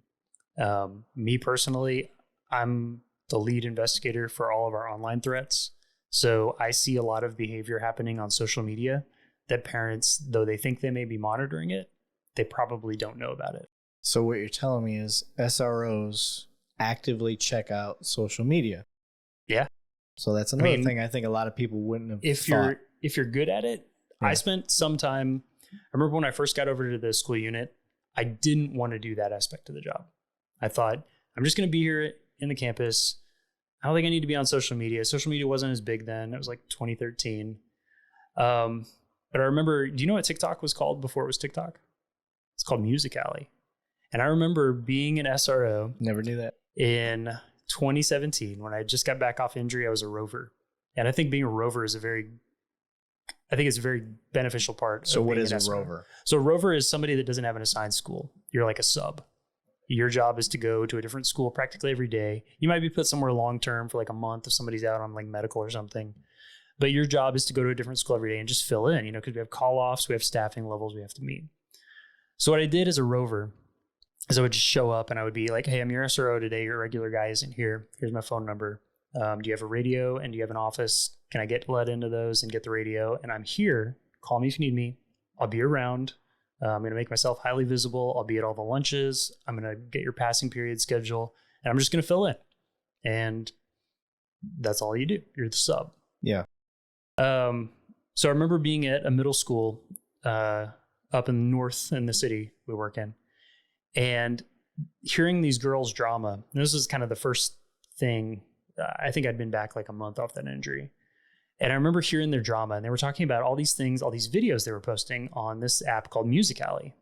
And I was like, what is this app? And they're like, oh, it's like Facebook. And I'm like, what do you mean it's like Facebook? Because Facebook didn't have videos then. It was just scroll your feed and that was it. It was pictures and comments. I was like, what do you mean? I was like, well, it's all videos. That's all it is. It's all videos, but it's like Facebook. Come on. Like, what is it? Is it YouTube? They're like, no, it's social media. And I couldn't really wrap my head around it. But there was this big bullying thing going on between them. So I talked to the girls about it. It was middle school drama. It wasn't anything big. But it was this thing where I realized that I think that was the first time that I realized if you're dealing with bullying, it doesn't stop when school's over. Right. It Different continues. when we were kids. Yeah. Yeah. That was kind of big. Was a break. A big slap in the face to say, hey, when this girl gets home, she's continually getting harassed because she's active on this social media platform, which can be a very positive, beneficial thing. You can get a lot out of it. You can get interconnectivity with your friends. You can share and support causes that are important to you. You can interact with people and get new perspectives and see how other people live. But there's also this thing where it's a window into like anybody can harass you at any time. Yeah. Anybody can send you messages. Anybody can send you posts. You can post things and post stuff on your story or make, go live on their feed or whatever. There's a lot of ways that can follow you home. And I started to see the negative impacts of social media. And I decided, I probably need to know more about this. I know my dad was in computers. I think I can figure this out. So I started doing my research. I started figuring out how Facebook works, how Instagram works, this thing, Music Alley. It was it was tiny compared to things like Snapchat, Instagram. I think Periscope was around then. There's a couple others. Vine was still big. Yeah. Yeah. I love Vine. Good old Vine. Yeah. And I remember thinking like, man, there's so many platforms that's coming up. I need to locate the big ones and I need to get some training on it. So after about a year of being self-taught, we had some training come up where it was like social media investigations or social media awareness or something like that I asked to go to. And they were like, do you really need this? I'm like, yeah, it's like the district is sending some people. There's the district in the city we work in. They're sending some people. I think we should go too. And so I got sent. I think another SRO got sent. And I just grabbed onto it and I was like, this is 100% like the wave of the way things are going to be now. Yeah. Yeah. It's not calling somebody's house anymore and being like, hey, is so-and-so home? I have a direct connection to them everybody's got cell phones now. Everybody's got social media accounts, and there's more and more coming up. And I got that training and I realized I needed to get more, and I needed to figure out how to do it. Yeah. How to investigate and monitor these things from an open source perspective. We're not the NSA. We're not listening to everything going on. We're not breaking into your accounts. We're just seeing what's openly available. And knowing that all this data was there, that all this open source material existed and could be used to monitor. And I don't want people to think that we're watching Big Brother, type of thing. But if I can get wind of something going on, like if I see somebody's post, go live and they're talking about how they're going to beat somebody up, then I can think, okay, I need to talk to them tomorrow. It's like as soon as I get to school. Yeah. And then find out if something happened. Because it might be, it might have happened in the neighborhood, but it's going to spill over to school. And being proactive is getting in front of whatever is going to be happening has always been beneficial for everything that I've experienced. When I'm having to play catch up, I don't like it. Okay. And there's a lot of times I get called in and I'm, behind, and like, this was posted an hour ago. They said they're going to shoot up the school at this time. You got like an hour. What are we doing? Yeah. How can we work that? So what I'm hearing from you is that if you're going to be an SRO, social media investigation needs to be a pivotal part of your job. You need to be at least familiar with it. You need to be at least familiar enough to navigate. And because it is as central to our social communication as it used to be. You had neighborhoods when we would patrol them, and you have the corner store, and you'd have the meetup spot, and you'd have the parking lot or wherever the people would go congregate. Now everybody's congregating online. And I would say that it's not just a big city problem. No. This is going to be everybody. This is a universal issue. This is the thing. So I'm trying to help improve things. And if one of the things that I've learned about doing this show, which is kind of funny, you may appreciate this, my whole point was to set out and educate the public. Yeah. I was like, I want them to see perspectives from not just cops, but firefighters and ambulance drivers and nurses and teachers and, every prosecutors, mayors, judges, whatever I could get that I thought was a frontliner when it comes to, making the community better. Yeah. And then the other side, I wanted, community leaders that maybe not so cop friendly and people that, like, I had a guy that had been wrongly convicted. And stuff like that. So that's where I was trying to bridge the gap. But I thought the primary bulk of the people that I'd be educating would be the public. Yeah. And it turns out it's actually been the opposite. I have been educating and getting more feedback from other cops. Yeah. That are like, holy shit, like, I never knew that about SWAT, or holy shit, I never knew that about Real-Time Crime Center, or I didn't, like, they're learning stuff from the officers and stuff that I've been on here. So I have a feeling that with the school resource officer stuff, us in a big city who are well-funded, taken care of, have citizen support. Yeah. I mean, we're living the dream. We really are. We really are. We probably have the best of anywhere in the nation. And I'll 100% say that. And if you think your city has it better than us, I'll fight you. Like, please come tell us. Tell me. Because we can tell you all the ways that we have it really good. Yeah. And then we can compare those. Yeah.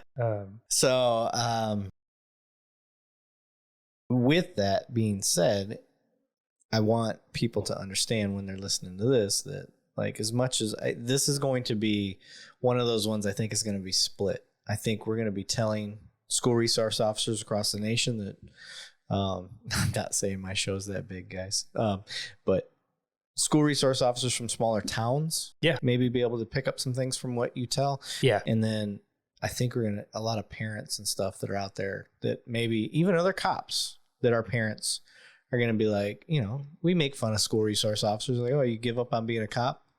You know the old jokes. I mean, I get to ride a skateboard around the hall sometimes. Hey.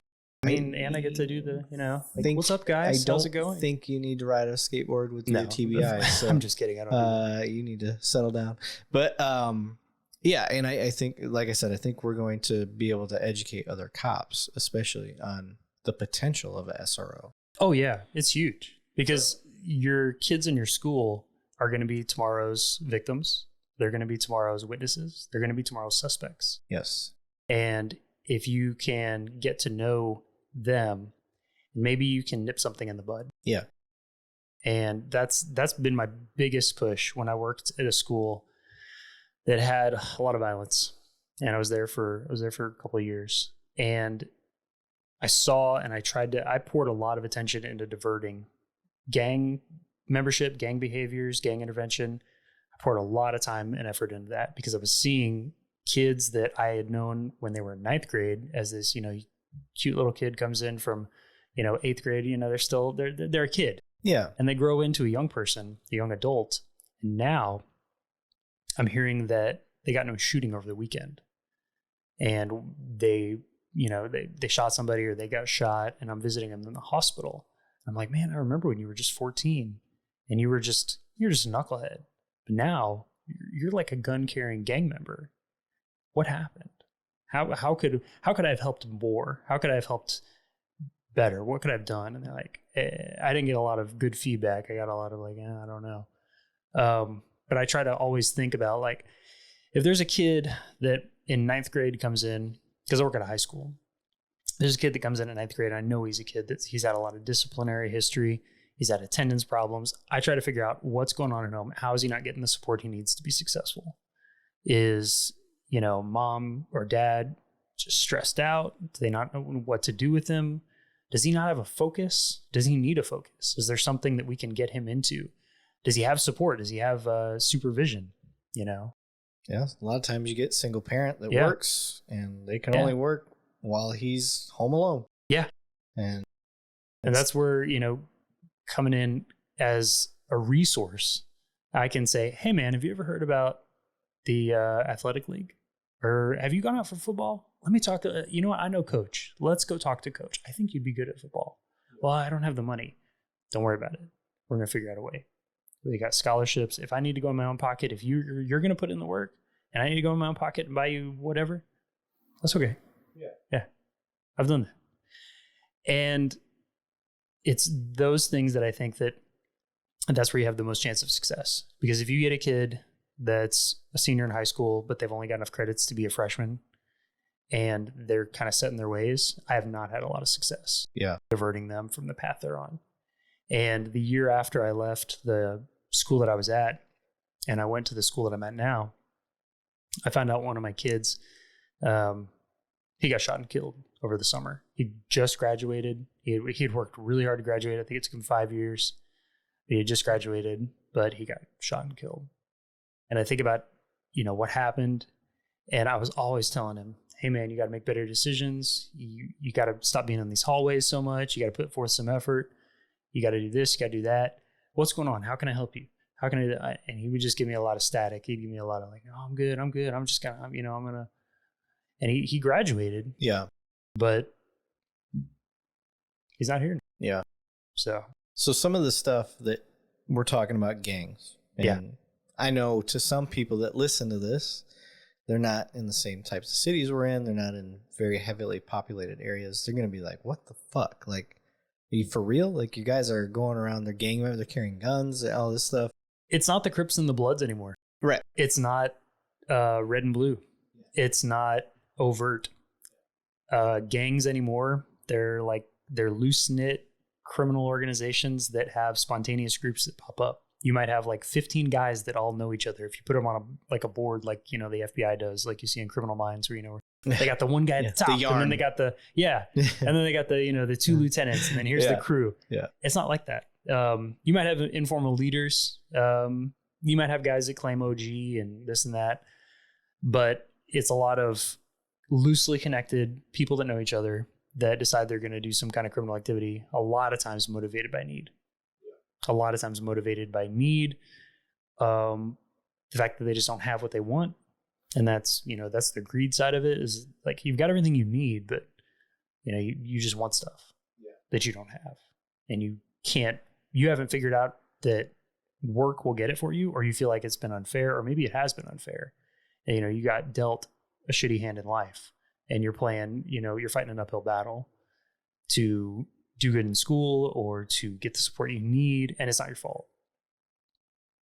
And what I would like to do is when I find kids that are getting into that gang membership, they're starting to claim something, they're starting to claim a clique or a set or something like that. I try to divert them and say, hey man, here's what's going to happen. If you continue down this path, you're going to end up dead or in prison. And I don't want either of those for you. And I don't think future you wants that either. I think that if you were to go into the future and talk to yourself either dead or either in prison, they would say, I wish I would have made better choices, or I wish I would have made different choices. And your situation is what it is, but you have a choice. You can choose to go hang out with your friends and get in trouble, or you can choose to do better, to do something different, to know when, hanging out with my friends is fine, but when they say they want to break into a house, time to leave. Or when they say, hey, we're going to go rob this dude, time to leave. Time to get away from that and maybe be smarter about hanging with them in the future. But it's complicated. Yeah. It's hard. It's extremely nuanced, multifaceted, and and I never tell them it's going to be easy. I always tell them, being a kid who was in that position. Yeah. It was hard. Yeah. I remember the peer pressure. Yeah. I remember stealing from the convenience store as a kid. Yeah. Like, from peer pressure, like, Levine, go in there, like, get us candy bar. Yeah. Okay. I got you. Yeah. So that ain't even a second thought. Yeah. Because that was your support structure. Idiot. That's who you looked to. And those are the people that you value. Yeah. You didn't value that this guy that owns the convenience store has a right to his property, and he's in a business and he's trying to, provide something to the community. Your values were set on, these are my people. This is who I hang with. These are the people that matter to me. I don't care about that convenience store guy. I don't care about the fact that it could be against the law. I care about them. Now, luckily, my mom was on point. She saw me come home with something. Yeah. I was like, you ain't got no fucking money. Yeah. Where'd you get it? Interrogated my ass. Mm-hmm. Made me go back to the store. Yeah. She whooped my ass before I went. My 9-year-old son, he did that one time from Walmart. It was like a stuffed animal or something. Mm-hmm. And he put it in he kept it with him up until the register, and then he slyly slid it into one of the bags. Oh, so there was a little intention behind it. Yeah. And got home, and my wife found it, and she's like, I told you to put that back. We didn't pay for that. And he's like, I guess it just somehow got in there. And she, did the same thing. She grilled him, and he came clean on it. And I took him back to that store, and we stood in line, and I said, my son stole this. He needs to return it to you, but he's going to tell you that.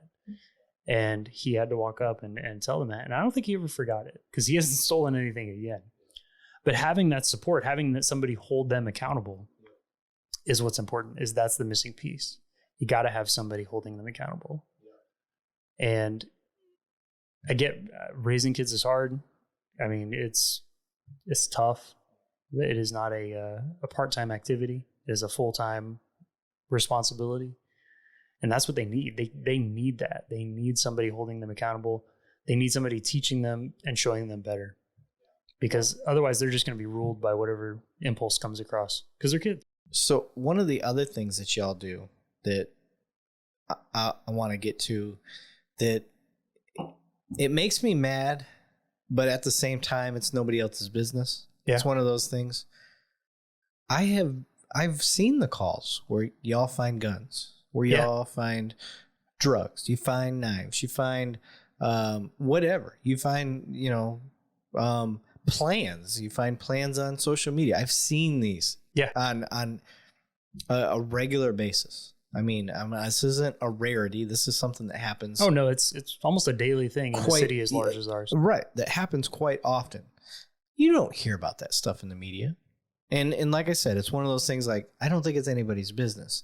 But in light of the thing like with Uvalde and what's going on, I want to instill some level of confidence because of just all the rumor mills and stuff that's going on of it, like, this is a one-off. This is one of those freak things that happens, a perfect storm of shitty situations, and it went wrong. So, you know, it doesn't matter how it went wrong, in my opinion. Learn from it, grow from it, train from it. That's what we can do from here on out. But it certainly is definitely nobody's intentions for anybody to die. So, but what you don't understand is guys like you, SROs that have great training and have great resources, and this stuff happens a lot. Yeah. There's prevention a lot. Oh, yeah. Because the money and the training is poured into guys that do this type of job. So the defund, these guys just got training and look what happened. Like you need to understand, like, there's levels. You go to a small department that, they got 40-hour training. It doesn't make them experts, and they don't practice the same way because nothing really ever happens. Plus, in a small department, you're doing a lot of things that in us, we have specialized units for. Right. So you get specialized training. That's when you go point. To robbery, you become a robbery detective. You get specialized training on investigating robberies. When you go to crimes against children, you get specialty training on investigating crimes against children.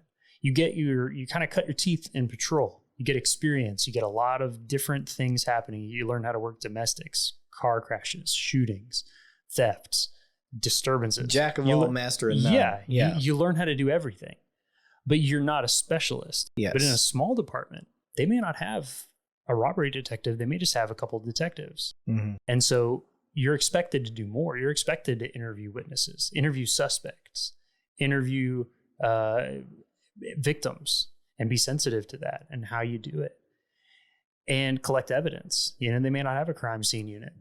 You may be the one collecting shell casings, and you got to make sure you do it right. So I think that the burden is a lot harder to shoulder in these smaller departments because you're expected to do more with less. Yes. And that's very difficult. Yes. It's very difficult. Active shooter. Yeah. So I already know the answer to this, but I want other people to know the answer to this. How much training do you get in active shooter as a school resource officer? I'm going to say not enough. Okay. Because I just want more training. I'm a training nut. I think that if all things were perfect, we would train probably 20% of the time we're working. That means, of the 40 hours we work a week, 8 of it would be spent on training. We would be training every day, or we would have a full day out of our work week dedicated to training. And that would elevate our skill set above and beyond what we have now. But we just can't. No, I think cops. I think all cops. Okay. Yeah. But the training that we get, we do it yearly. But on top of that, I was trained, always play the what if game. Always play the what if game. Always think about where do I have vulnerabilities? Where do I have spots that I know something could come up? What if somebody comes in this hallway? Is this door locked? How is it locked? What if somebody gets let in? What if, we have a fire? How are we going to get people out? What if a kid has a gun in this classroom or the library or this classroom with all these windows? How are we going to address that? And I got to say, getting a few days, maybe a full week of active shooter response training once a year, while it does help us brush up on our skills, if we could do it once a month, it'd be even better. If we could have training days once a month, it'd be even better. If we could have it once a week, it'd be even better. I mean, there's a reason that the most elite units in our military and our police, when there's downtime, they get time to train. Yes. That is what they're expected to do. They're expected to be ready for the most difficult and terrible situations at and above the highest level all the time. And to do that and to maintain these perishable skills, things like shooting, moving, working as a team, being able to communicate and read and have intuition about what the situation is going to be and what the response is, and just know it and not have to think, but just do it. So you can think about other stuff. You can think about improving your fighting position, improving your response, responding to rapidly changing circumstances is hugely important. Yeah.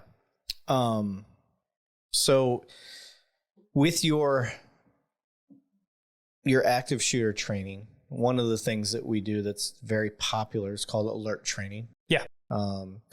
That's one thing y'all do. So can you explain what alert training is, and then to the level? Because like me, I'm like level 1 alert train. Yeah. Like I know there's multiple levels to it and whatnot, but I want to instill confidence in people. We know that Columbine, that flipped the script for school resource, for officers in general. It used to be contain them, call SWAT, and call SWAT and figure out what the hell you got going on, and start to try to get communication. And if that doesn't work, then you go in. Yeah. And we learned that real quickly that active shooter is get the hell in there, and it doesn't matter if you're the officer that's driving by in his car, personal car, and you're in your underwear and all you got's a gun, and you hear the call go out, you gotta go. Yeah. And you're the dude that goes. Yeah. So alert training, help me explain to people, what is alert training? Yeah. So alert training, I can't remember what the acronym stands for, but it's basically active or shooter response.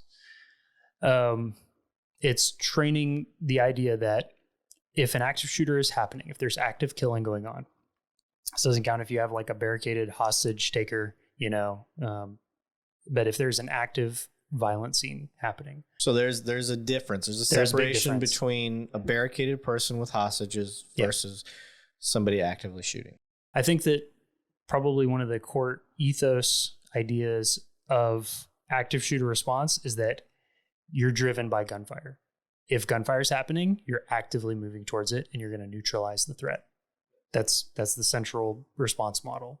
How you do that, that's where they teach you the tactics. The strategy is go towards the gunfire, neutralize the threat. The tactics behind that is what you're trained in alert. And the idea is that if you're solo and you feel confident that you can go in solo, fine. If you're the first one there, go.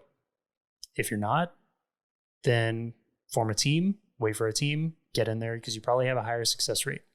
And that depends on everybody's skill set. Yeah. I think for me, having responded to threats where there's a person with a gun on campus, where there hasn't been active gunfire, but there's been an active threat, for me, I'm fine with going in solo. I have gear, I have training, I have a lot of experience. I'm 100% okay with going up to the door and calling on the radio and saying, I'm making entry at this location. I'm clearing this hallway. And knowing the layouts of the schools in your area is very important. We visit all of the schools in our pyramid and some that are even outside of our pyramid. We have these things called pyramids where like elementary schools feed into middle schools feed into high schools. And that's our pyramid. As a high school officer, I cover everything in my pyramid. So we have officers at the middle schools, and then we don't have officers at the elementary schools full time, but we check on them routinely and we maintain an open flow of communication. If they need us to come out for anything, we do. We make proactive, active efforts to be there. If we can be there at dismissal and arrival times, to be present and active. If we need to respond for any law enforcement, need, or if there's a threat to the campus, we'll go. But we're not there. We're not physically there during the day. We're physically at the high schools, at the middle schools, because those just have a much greater need and a lot more activity that we can be a benefit to. So we cover everything in our pyramid, and having responded to things that have happened, whether it's, a shot fired and we have to go to lockdown and I have to track it down and figure out what it is, whether it was a gunshot or not. Somebody thought it was a gunshot and we had a lockdown, whether it's a social media threat where a kid's posting a picture of a gun in a backpack saying, I'm going to shoot this place up and don't anybody stop me. Or it's, somebody saw a gun on a person, they went into lockdown and I got to get in there and find it. I'm confident that I'm going to go to that door because I've done it. I'm going to grab my stuff. I'm going to go. I'm going to find it and I'm going to neutralize it or die trying. And, if somebody's showing up within 10 seconds of me going in the door, if I see them pulling up, I'll wait because I know that my chances of success just go up, but you're always going to be driven towards that gunfire. Yeah. And that's what we teach in Alert is the tactics of active shooter response. What are the best methods that we've learned from through military tactics, through police tactics of actively getting into a gunfight or actively seeking and neutralizing a threat, which is somebody actively killing people with gunfire or a knife or anything. Yeah. Yeah. Okay. I think we've covered what alert training is, and that is, I think it's very beneficial when we actually go through alert training, because I've been through it a few times actually. Yeah. We're shooting sim rounds at each other. Yeah, it's paintball basically. Yeah, so it looks like a bullet. It's got a little paint cartridge at the top of it. They hurt a lot worse than a paintball as a person. They're moving pretty fast. Yeah, I'm a sim munitions instructor, and they're moving about 500 feet per second. Yeah. And they sting quite a bit. And we're using guns that look just like the real thing. They operate exactly like real guns do. They have cartridges. They have projectiles. They have powder. I think they don't even have powder. They think they just have a primer, but it's enough to propel. The system is designed, whether it's a conversion kit or a dedicated gun, the system is designed to propel that projectile in an accurate, safe training environment. Now, you still don't want to get shot in the eye with one. Right. But, if you get hit with bare skin at a foot, it's not going to kill you. It's not going to go in, but it's going to hurt. It's going to leave a mark, though. Yeah. And that type of thing, that pain that you get when you do something wrong, it's corrective. Yes. It is big time corrective. Because I remember the first time that I got shot with sim rounds, in the academy, we're doing our patrol procedures, officer survival, whatever we call it now. I remember, man, that really hurt. I'm never going to do that again because that was a bullet that could have ripped through me. Yeah. I'm never going to peak an angle like that again. I'm never going to be complacent about that again. And I think that if we do that training often enough and I would rather get hit with 10,000 sim rounds than one bullet. And if I can learn and sharpen my skills to be a better, more effective combatant, because at that point, I mean, it's combat. We're actively seeking and neutralizing a threat. It is a capture, neutralize mission, and it is no longer a keep the peace, be friendly. It is we have to step into kind of the warrior side of our guardian profession, and we have to aggressively, with speed, violence of action, aggression, pursue and neutralize that threat, because that threat is actively killing people. And one of the things I like about our alert training at our department, and this is going to be different every department we go to, is that we do it each year at a different school. Yeah. And you don't know what the school is going to be. And I'm not an SRO. So when I'm doing it, I don't know the layout of the land. Yeah. So when you go in and, you sit through, you go through your briefing, you go through all your safety stuff and whatnot, you're responding and you don't know the layout. You don't know what the hell's going on. And that's very realistic. For an SRO, a little bit different. You guys know the layout of your school. We know the layout of all the schools. If we're doing our job effectively, we're supposed to know the layout of all the schools in our area. Oh. Because we're going to be expected to respond to any of them. Okay. So I try to visit, and I've been doing this for long enough now that I know the layout of every school, probably every school I've worked at. Yeah. So you would be a great first on-scene commander until, SWAT or the big dogs get there if it gets that far. Yeah. But if patrol officers are showing up, if an SRO's done his job properly over the time that he's done, they should probably be the one directing resources, because they're going to be the ones, even if they're not the SRO for that campus in the area, if we have, on top of the knowledge that we have of how the layout is, we also have response plans already built. These are pre-built. We have command post locations. We have staging areas. We have reunification areas. We've got assessment areas. We've got medical traffic plans put into place, and they're all available on our computers. Now, what's your opinion with your experience of a small city, a small department having that same stuff, is that feasible? Yeah, I think it is. I think it takes some groundwork, but it's as simple as getting a floor plan of your school, of taking photos of all the entrance, exits, and hallways, which takes a day, maybe less. Maybe it might take you an hour. Getting that all put together in a document called your response plan document, and then distributing it or having it available somewhere on a server, an email link, something like that. In today's technology, you can probably have it on your smartphone. Okay. There's apps that different districts have used that have all this stuff available. It's not hard.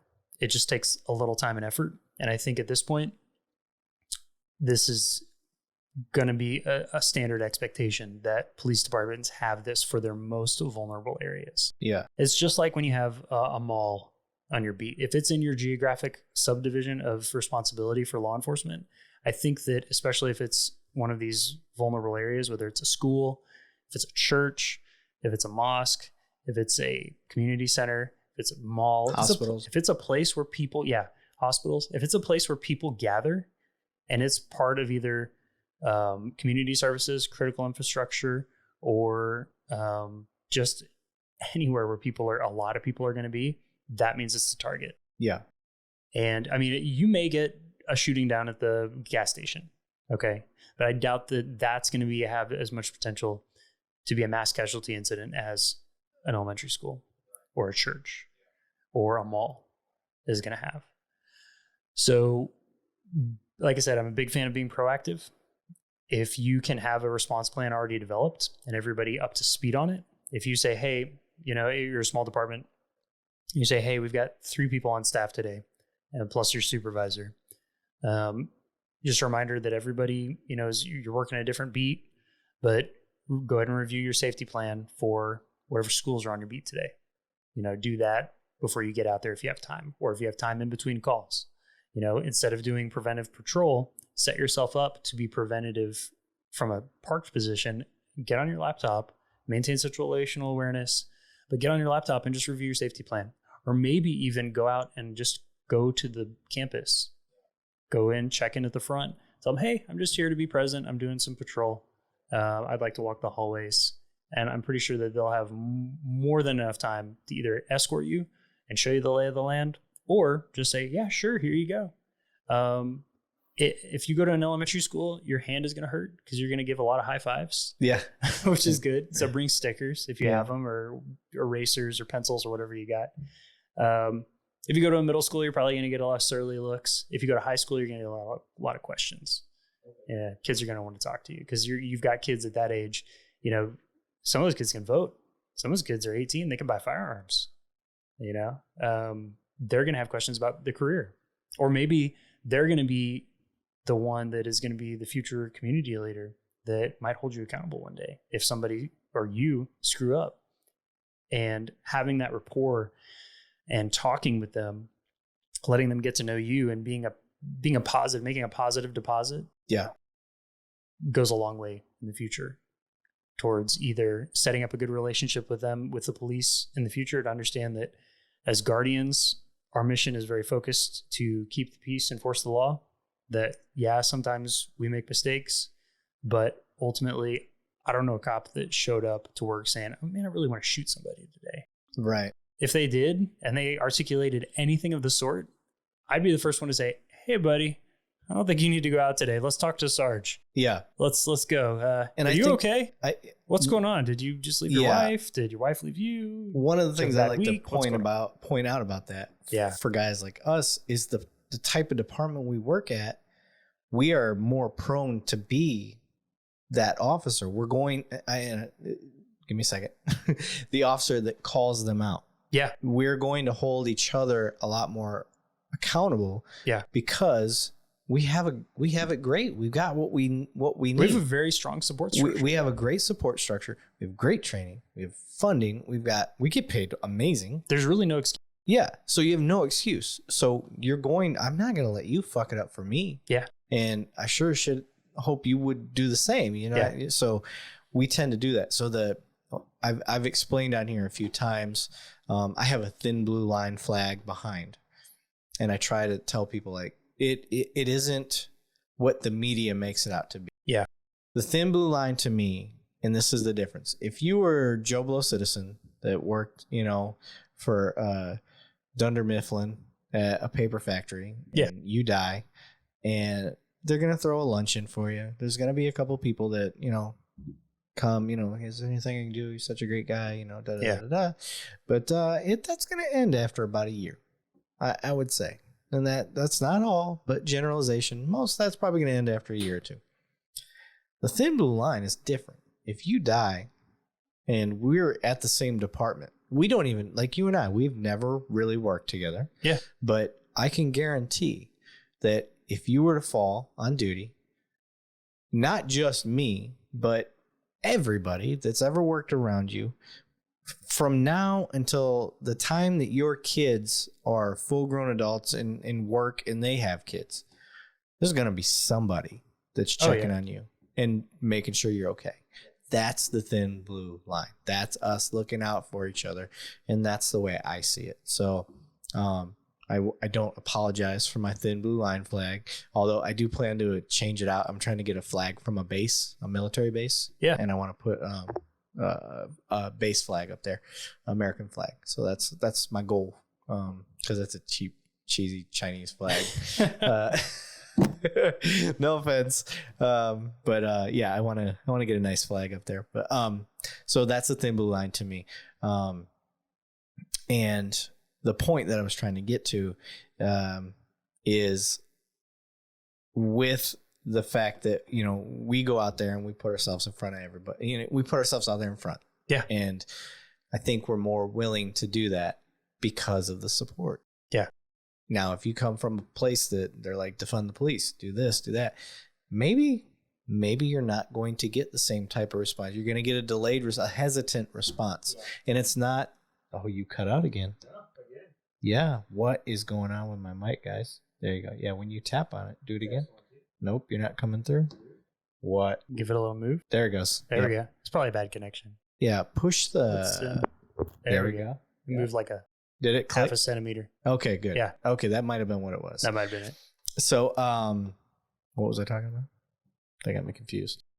You're talking to a guy with short-term memory problems. Yeah, I was talking about getting support. Hesitation. Yeah. We've learned in police work that there's a lot of things that can cause hesitation. And hesitation when it comes to support, am I going to get fired for the next move that I make? Yeah. That is dangerous. Especially if you don't have the protections that we have. Correct. The legal protections. Yes. Qualified immunity. It is stuff like that. It is a two-way street, though. Mm-hmm. I think that it protects us when we have to speak out, because the only things I've ever gotten in trouble for was, once I did something it was kind of dumb. But the things that I think I've gotten in trouble for, or have, gotten more of the, you get an abrasive, culture shock kind of thing, is when you speak out and you say, that's not right, and we're not going to do it. I think that's been the experience that I've had more than screwing up. Like, okay, yeah, I got in a wreck. I wrecked a patrol car one time. It was dumb. It was a mistake. Who hasn't? Kind of the cost of doing business. Yeah. We're driving a lot. And you're learning. Odds are that did it happen in your 0 to 5 years? Yeah. It happened my fourth year. Yeah. I try to tell everybody that your 0 to 5 year mark is it's the best and the worst fucking time of your career. Your head's spinning the entire time. You really are. Because I'm great at talking to people. I'll brag about it right now. I've always been good at talking to people. However, when I first started becoming a cop, my ability to talk to people turned into mush. Was it kind of like, I don't know what to do with my hands? Yeah. Yeah. Because you're trying to do so much. I'm not thinking about talking to you. I'm thinking about, do I have probable cause to stop and detain this person? Yeah. If I try to put cuffs on them, am I allowed to? Am I violating their civil rights? Am I doing the consequences are real big if you do that? And then you're around your peers. And like, am I coming across stupid? Like, you're thinking about plus you have a training officer. Yeah. They is grading you every single day. So despite the fact that people are like, well, if you're good with people, then you should be good at the job. And like, yes, you are. Once you get past all the other things, just like any job. Yeah. You may be the greatest person at 7-Eleven, but you were probably awkward and weird when you first started. I don't care what you because get. you were thinking about, how do I ring up 2 hot dogs and a big gulp? Yeah. And now he doesn't rather want... than like, hey man, how's it going? Yeah. You doing good? And now he doesn't want the big gulp all of a sudden, but he already poured it. Like, what do I do? What do I do? Do I cancel? How do I... do I charge him? Do I not charge him? I'm being oddly specific on this. Yeah. I mean, it's happened. I mean, you see people like, when I've trained people, you know, a lot of times you have to tell them to relax. You know, which works on women. You know, my wife, I tell her. I don't think it works on anybody. I think that's probably like de-escalation. No. Yeah. Like, don't say calm down. Don't say relax. But telling them, hey, relax. You know, if you're not in a gunfight or a fist fight, you can probably slow down a little bit, and you can maybe ask some warm-up questions to get to know who you're talking to. Because when you get up, one thing I've learned to do is introduce myself. Yeah. When I show up, I don't just say, hey, what's going on? I now say, hi, I am. What's your name? Yeah. Make it personal. How can I help? Yeah. Establish that. And if they just jump into, oh, I'm really glad you're here, blah, blah, blah, then listen. Active listening is a huge part of communication. But if you have the chance, make an introduction. That way they know your name, you know their name. You might already know their name. You might have had all the background. You might know they have a felony warrant. You might know all this stuff. But if you make a chance to make an introduction, if you have the chance to make an introduction and start that rapport building immediately when you walk up, you can really get people not necessarily off guard, but you can make them feel uncomfortable. And feel comfortable. Make them. Not make them feel uncomfortable. Make them feel comfortable. Yes. And if you're dealing with a suspect, like if it's that guy that you know he's got a felony warrant, you know he's going to jail today. But if you walk up to him and you just hey man, how's it going? What's up? Yeah. No, I got called here. What's your name? Oh, okay. Yeah. Well, this is my name. Thanks for confirming that you're who I'm looking for on my warrant. What's going on today? How are you, man? And then he may vent to you. Yeah. He may get into, man, I'm having a real hard time because this and that and this and that. Just let him talk. You're paid by the hour. Just let them talk. Mm-hmm. Listen, active listening, and then maybe asking, a follow-up question or a little, probing question here or there. Or, so how'd that make you feel? So what's happening with that? What'd she do then? Man, that sucks. That feedback type stuff. But there's calls holding. Yeah. Well, there were calls holding before we got here. Yep. There's going to be calls holding when we leave. There's calls holding right now. Yeah.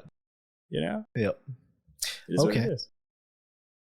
We've talked about, I need to stop saying, I say so all the time. When I listen to myself edit my podcast, I'm like, stop saying fucking so.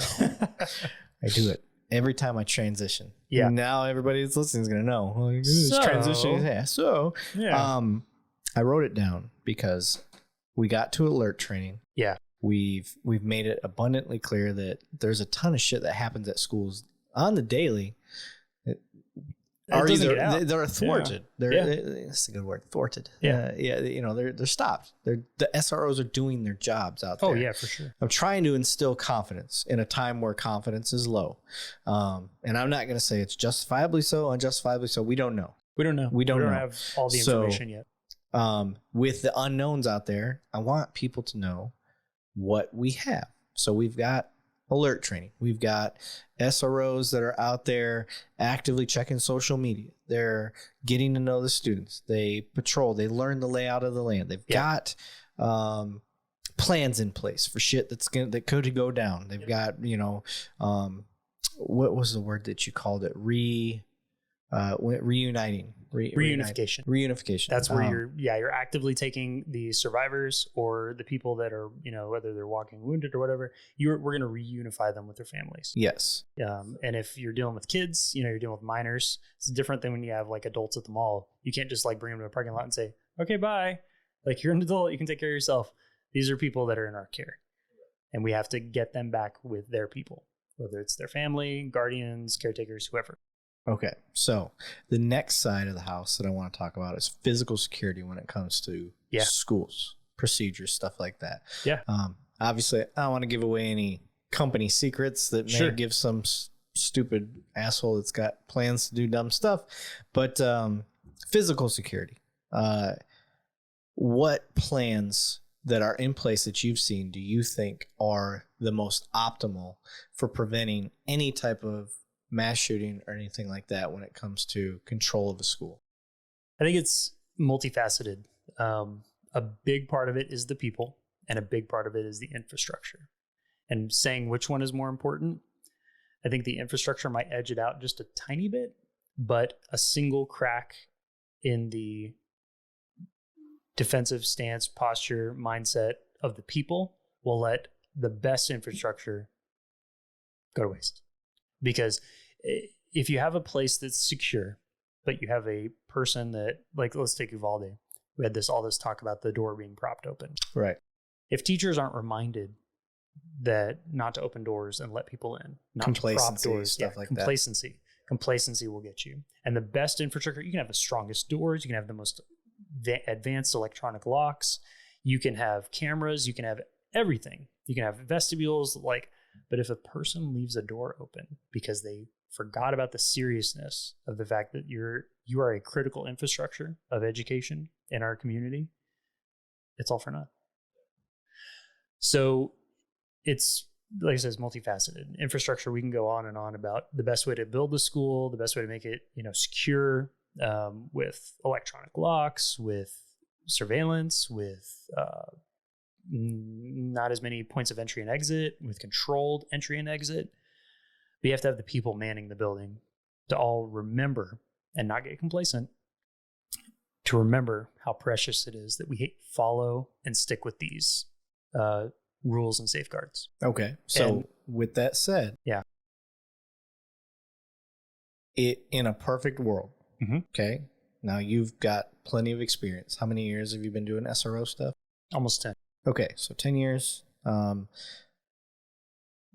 your opinion, what do you consider must-haves to have the best fighting chance of stopping anything like a Uvalde or outsider threat? Yeah. Insider threat's going to be really hard. Insider threat is tough, but outsider threat is pretty simple. You need to have infrastructure that can, in a defensive posture, secure all external doors immediately, whether that's done electronically or you have people on standby. You have campus monitors, janitors, custodians, administrators that can quickly move within 10 seconds of an alert being called, whether it's a lockdown or it is a secure, what we call secure. You have to be able to keep people from getting into the outside.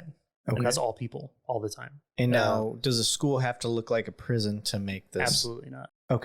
Because that's going to be a concern. It doesn't. It just has to be able to have doors, because we can get away from windows, and you can't, if a person wants to use a ladder, climb in a window, smash out a window, but if they can just walk in the front door, they're probably going to walk in the front door or the side door or wherever they see.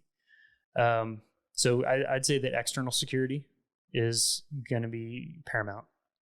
And keeping everyone, like I said, it's multifaceted, keeping everyone mindful of the fact that these procedures are in place for a very precious reason. And that's the kids that we're here to educate and protect, they're people in our care, that you can't become complacent, that if we go to a secure or if we go to a lockdown, there needs to be a way to quickly, whether it's announcements, whether it's a button that you push that activates a computer system, whether it's like a fire alarm. And we've got fire alarms in all of our schools. We haven't had kids die from a fire in a long, long time because we practice fire drills. You remember fire drills when you were a kid? I remember tornado. We don't do lockdown I remember drills. Nuclear fallout drills. Yeah. I don't know if you had those, but Duck I did. and cover. Yeah. We drill this stuff, and lockdown is fine. I think we do lockdown drills pretty consistently. We do inclement weather drills, like shelter in the hallways and things like that. Get away from windows. One thing we don't do enough, I think, is secure drills. Let everyone know we're going to secure. And this gives the people that do the job, the campus monitors, SROs, administrators, custodians, gives them practice, because without practice, we're not going to perform well. it gives them a chance to practice that skill of, oh, I'm responsible for this hallway. I got to get there. They called lockdown, or they called secure. I got to get there and I got to secure this door. Okay. So you go do it. You make sure that's your area of responsibility. If we can defer that to an electronic system, you can pay a lot of money. You can make it electronic. I mean, it still has vulnerabilities. It still has deficiencies. It's not perfect. Yeah, that's great. You can do it with less people, but it's still a system that needs to be tested and kept up to date and made sure that it's going to work. So in a perfect world, you've got money's no object, and you're going to make the school that you're currently at, let's say. Yeah. What are you going to do for outsider threat? How would you design it? What would you want done? External security, make all the doors electronic, pad access scanned in with secure RFID or encrypted vetting, whatever you need to do. Make sure you can secure doors, doors that have windows. We've all worked burglaries, you and I probably have, where you see somebody punch through some glass and then they can just open it from the inside. We need to make sure doors can be secured that way. You need to make sure that all traffic to and from the campus always checks in at the front door. So one way in, one way out type thing? One way out. Yep. You don't have people walking up through the teacher parking lot or student parking lot or coming through a back door thinking it's the front door. You design the building so that it points towards this is the one entrance. And then at that entrance, you have a secure vestibule where you can see people before they even come in. And once they come in, they can't even get to the office until they pass through a secure vestibule. Okay. And so they're basically in a no man's land trapped. Yeah. Once they've made entry. They can leave out the front door, Right. But they can't come further into the school. It gives you that extra layer of security.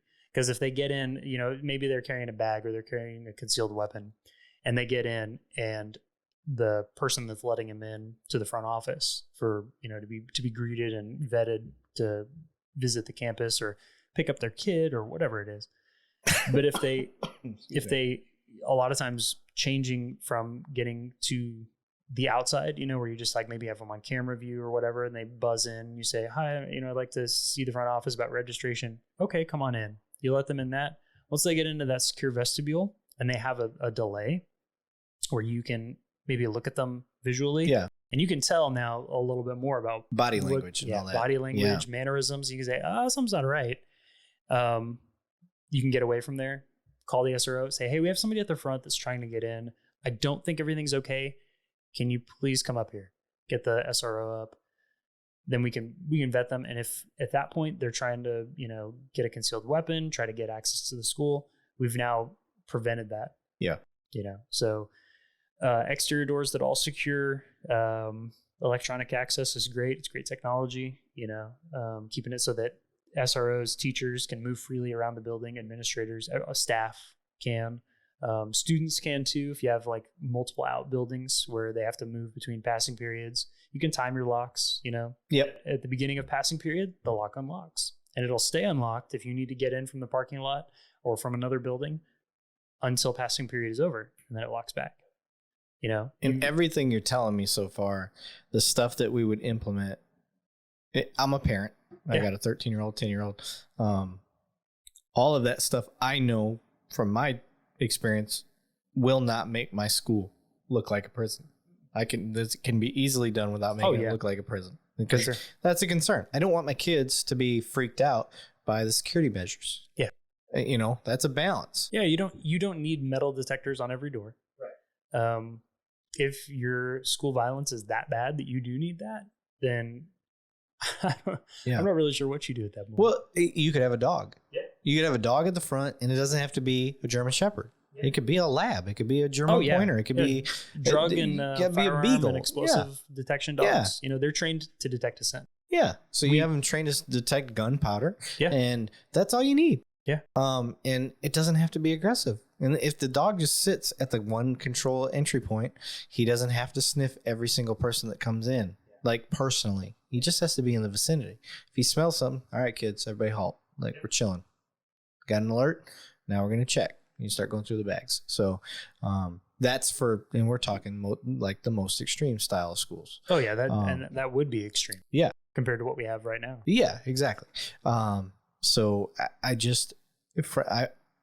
the things that I'm thinking of as a parent as you're talking is I'm like, all right, how's that going to look? Okay, yeah, and I get the argument like, why the fuck do you care what it looks like as long as your kids are safe? Like, it's both. It's a balance. Like, I don't want my kids coming in. They got to pass some C-wire. They got to pass, 2 guys armed with, sniper rifle, whatever. Yeah, you don't need towers and glass and walls. That's not what I'm looking for. Yeah. But I also don't think I need a kitted up officer at each school either. Because that's not approachable for a kid. It's not approachable as a kid. Maybe the kid that plays Call of Duty all the time. You might love that shit. Yeah. But when you get your heavy vest, your helmet, your ear pro, your rifle. Right. Yeah. But I got to look out for everybody. I got to look out for the parents too. So as I'm thinking about what you're saying, yes, electronic entry control, stuff like that. Cameras are obviously paramount. Doors. Let's talk about doors to classroom. Sure. So in my experience, and you tell me this, since Columbine, it seems like all classroom doors are steel reinforced. Like, you are not getting through that door if it's locked. They're pretty good. Yeah. I mean, we still have entry tools that we can use to bypass doors. Yes. And there's not a lot preventing a person from carrying those entry tools with them. Right. You talking like a Halligan bar and stuff like that. Yeah, the simple like fireman tools, yes. Blunt objects, pry bars, sledgehammers. If you wanted to get through a door, it'll take time, but that time buys you respect. Right. So, yeah, the biggest thing with doors is that the classrooms is when we do what we call lockdown. Each one of our secure postures has a different kind of description that goes with it. And with lockdown, it's locks, lights, out of sight. Lock the door, turn off the lights, get out of sight. Get out of the line of sight of the window. So your door needs to be secure enough that you can lock it, step away. That your window can be easily covered if you have a window on your door. That means just having a shade or things like that. And then you need to get out of sight. Your room needs to be big enough that you can get out of sight and out of the immediate path of projectiles coming through that doorway at any angle. Yeah. And most classrooms are built that way. We can teach a classroom of 30 kids and a teacher to say, hey, when lockdown is called, teacher immediately go to the door, lock it, pull the shade, turn the lights, and get to this corner. This is you can put tape on the floor. You can put things on the walls. You can do whatever you need to do. You can move desks.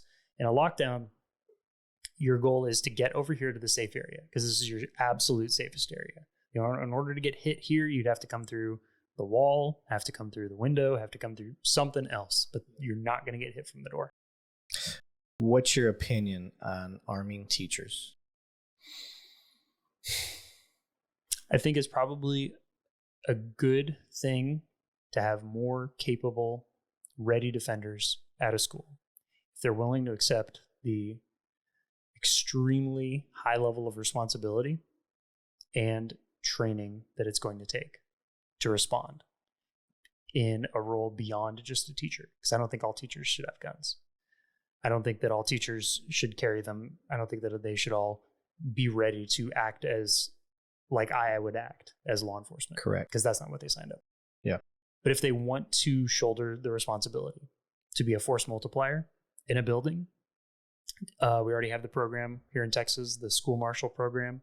I know teachers. Yeah, I know teachers that have done it. I never heard of that. Yeah. You can you go to additional training. They do simunition, force on force training, like we do, active shooter response training. No shit. You're the only person that knows about them actively carrying or actively possessing a weapon in a locked and secure place and location in the school is the principal and the SRO. And they're not identified in any way. You wouldn't even know it if they were. No shit. And it might be the person you least expect. That is awesome. Yeah. Okay. And it varies from district to district. The district has to agree to the program. They have to put forth the training and the time and the effort. And I really think that as much training as they receive, there should be more.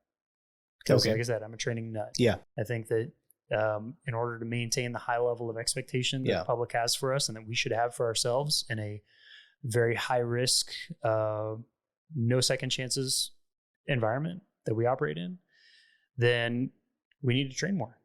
And that means that if you got to train in your off time, you got to train in your off. Shit, we know cops that they go fire and they train, or they go to qualify each year. And that's their training. And that's their training for the year. And that's not acceptable. No, it's not. I'm with you. Shooting's a perishable skill. Control tactics is perishable. Being an aggressive responder to neutralize a threat is perishable. We need more training. So there's going to be arguments that teachers, that they're not designed for that. They're not all teachers are. No, and I agree. However, when you hear of teachers that unarmed lay in the way of gunfire and have died, I'm like, most teachers I know, all teachers, I'll say this, teachers I personally know will die unarmed. Yep. To protect their kids. Yeah. With that said, you give that same mindset a way to fight back with training that's guided by police, the professionals that do that very thing. That's a pretty good recipe. That's a pretty good recipe. And it's not the fix. It's a fix. Along with physical security, along with, and we just talked about doors and cameras. Yeah. We didn't even get into, brush, putting ferns outside of windows to prevent anybody. That's from infrastructure. Yeah. That's design. Yes. That's security design that you can make things attractive and still secure. Yes. Yeah. It doesn't have to look like a bare brick wall. Yes. With C-wire 2 stories up. Yeah. And it doesn't have to look like a mental health ward or a prison or a jail. Yes. To be secure. Secure design with pairing that with aesthetics can be done. Yeah. You look at a lot of not traditional, current or recently built federal facilities. You look at any of those, they look beautiful. And they're secure by design. And they're so secure. Mm-hmm. Like, you can't get close to a window without, like, pushing Windows through at ground level. Yeah. Things like that. Yeah, stuff like that. So it's doable. Yes. We just have to prioritize it. Would you think if we took $40 billion, perhaps, for every school in America, do you think we would have a good chance at? I think that oddly specific. Money's one thing. Yeah. But even if money's unlimited, you got to also have time and personnel and resources to do it. Yep. It's going to take time. Yep. And a willingness. We haven't even finished 35. Come on. We're not going to, it's going to be very difficult to get a nationwide effort to up design or redesign or reformat, relayout infrastructure that fast. It would take years. It would take years. It would take probably a decade of consistent, concentrated, focused effort to make every single school that does exist and will exist, regardless of design plans, that this becomes a mandate. That whether it's at the federal level, the state level, just the cultural level of, we have this expectation for our schools that they're going to be secure and secure by design. That doesn't mean that they can't be aesthetic. Yeah. So, there you go again.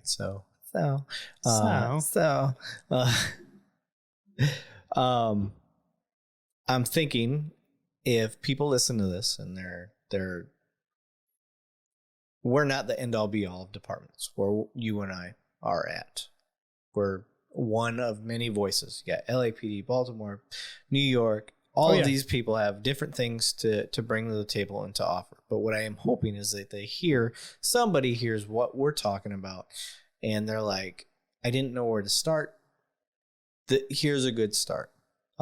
We've talked about the physical security. We've talked about the training. Yeah.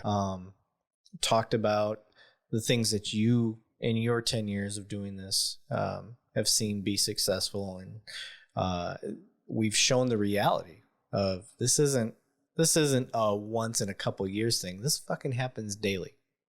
It's just prevented. Yeah. And it's seen. It's not talked about and stuff like that. So what I want people to see as well is when Judd comes to work, when you come to work for the week, when you get to work, what's the day-to-day like? What do? You show up. Is there a game plan? What's going on? So the routine is there because school's on a schedule. We start at the same time every day. We have passing period the same time. We have lunches the same time every day. And it's easy to become complacent or get into a nice groove and become predictable. When you become predictable, then you become vulnerable. So my day-to-day varies a little bit. I try to keep things random as to how I do it. A lot of times I arrive, I'll say not a lot of times, every day I arrive before school starts, about an hour before school starts. I check the perimeter. I check the inside. I also check the schedule to see what's on the schedule for the day. Are we doing testing? Do we have a community event? Like, do we have a parent-teacher conference? Do we have a picnic in the front yard? Do we have maybe a career fair, something like that going on? Do we have a big game going on today? Do we have a track meet? What's going on that day? And maintaining that communication flow with your administration is crucial. Once I get that done, check the perimeter of the campus, look for anything out of the ordinary. Because my start time, I start at the same time every day. So they can count on that. I can be predictable in that way, that I'm going to be around the campus about the same time every day, but it's going to be way before everybody else gets there. Once I'm on the alert for that, then I decide where I'm going to be for arrival. And the way I've got it set up is there's 2 of us at my campus and we're split. We're not both in the same place a lot of the day. We're moving around actively. We still talk, we still communicate, whether it's by radio, phone, whatever it is. We're still communicating constantly during the day. And how many kids do you have at your school? About 2,000. Okay. So I'm just trying to give people an idea. Big school. Our campus occupies about a square city block.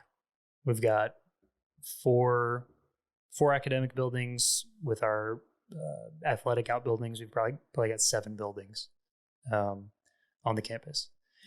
So I decide where I'm going to be for arrival. Usually my spot is going to be at the front, but I'm not always there. I'm not there every single day, because if somebody's watching and trying to establish a pattern of behavior to maybe plan an attack, they're going to notice that I'm not there every single day, that I'm there a lot. I like to be there when all the kids get off the buses, but I also sometimes will be in the parking lot where the kids are coming in off of their, in their personal vehicles. And we've got several of those. We've got several parking lots. So I try not to be in the same spot every single day. If you can become predictable, you become vulnerable. Right. So I vary my routine a little bit. After we get all the kids in, we've got the building secured, arrival times happened. Any late arrivals have to come to the front, check all the exterior, just give it another once over around the place, drive around, walk around. For the first period of the day, I'm usually walking the entire campus. I'm checking in, seeing who's here, seeing who's not here, who's got subs, who my counselors are here, who my social workers are here, who my administrators are here, who's not here. What kind of problems would that be for the rest of the day? In the meantime, I'm also responding to anything that comes up. We might have something first thing in the morning. We might have a fight in the cafeteria, at the breakfast line. We might have the dogs coming from the district to sweep the parking lot. No, they come in for contraband. But are you talking about the kids? Or the dogs?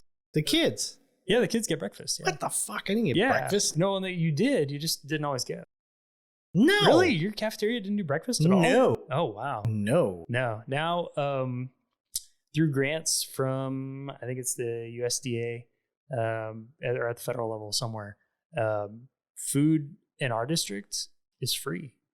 They get free breakfast and free lunch, and they get free snacks to take home at the end of the day. And No it's shit. good stuff. Yeah. Nice. I mean, it's not the most like desirable food that a kid would want. Right. It's not going to be like hot Cheetos and Takis and 7-Up. I was gonna say, like, or the type Sprite of or food I ate, Coca-Cola. it's probably healthier than what I want. But you're gonna get for breakfast. You're gonna get a filling, pretty nutritious meal.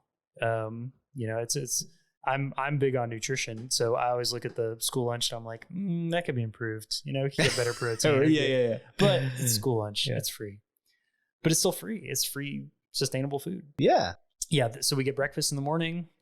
First period, I'm checking around and I'm available to respond to whatever, or I'm proactively just seeing what's going on, letting everybody know that I'm there. I'm not hiding in my office. I'm not sitting in my car. I'm walking the hallways. I'm talking with people. I'm talking with administrators, talking with social workers, trying to, see what's going on. Yeah. What's going on? Is there Getting something? the heartbeat. Yeah. And then through the rest of the day, it's a lot of the same. It's, if I'm not actively dealing with something, it's like in patrol. If you don't get a call, patrol. Yeah. That's what you're there for. You can be around. When are you checking like social media? Are you only checking social media when you hear about something, or is it something that you're like, here's my potential gang issues. Here's my, are you? It depends on what's active during the time. If, say there was a fight or, a disagreement or something we had to mediate, because we do a lot of that. We do a lot of mediation. If there's something we had to mediate between some students, then, it could be every day. It could be every hour.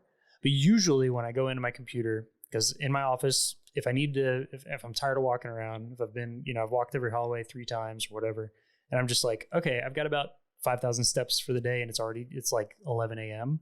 I'm going to go sit in my office for a bit. I've got eyes all over the campus because I've got monitors this big in my office, and I've got every camera view we've got at fingertips. Yeah. So I've got those up, and then I've got social media. I can check in, see what's going on. I mean, my office is kind of the command center. Okay. For, from my office, I can respond. I can direct people in over the radio, where we've got surveillance. I can see what's going on if I don't need to go there, or I can put somebody in there and say, all right, here's the camera system. You're an administrator. You know how this works. Direct it and call me on the radio, because we have our separate school radio, and then we've got our police radio. So I'm working 2 radios all day, multiple channels, and then I've always got my cell phone. And my campus where it's at, we've got a cell tower on the campus. It's in the back. So there's no excuse for bad cell signal. Everywhere, every single room that I've ever been in that campus has cell signal. So if you can't get me on the radio because the radio isn't perfect, if you can't get me on that, then call me on the cell. Okay. I'll pick up. Nice. Yeah. What has the pressure been like since Uvalde? From the community or from myself? Because those are different. Both. From the community, I think it's been a lot of questions, a lot of, why'd this happen? How could that have happened? What's your experience? Can you give us more support? Because we were right at the end of school when it happened. And there was a lot of question and answer of, here's what we're doing to prevent this. Here's what we're doing to, be proactive. For me personally, I've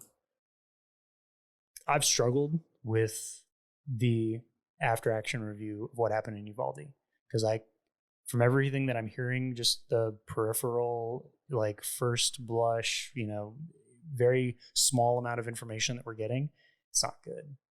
I cannot imagine and I hope that I'm wrong, but the worst case scenario of being actively there with equipment, with training, with experience, and with a directive, letting somebody kill elementary kids or any people for that matter, and just being in the hallway because you were told no. Right. If I get there and I'm first there and somebody says, no, wait, I've actively defied that order before. Yes. I've done it. I've done it in a school. I've put a school on lockdown. I've been told on the radio, wait for a team. And I've said no, and I'm going. I got chewed out. But you know what I did do? I got the kid. I made it safe. And I told him exactly where I was going to be. And I got there before anything could happen. Mm-hmm. And I took care of it. That's what you have to do at that point. Yeah. And I know that your rate of success is a lot higher if you have a team. I get that. But action is faster than reaction. If you're trained, if you're competent, if you're willing, I think you have a very high rate of success. Yeah. If they know an SRO is on campus, but they don't know where you are, and you know the building, you have a layout advantage.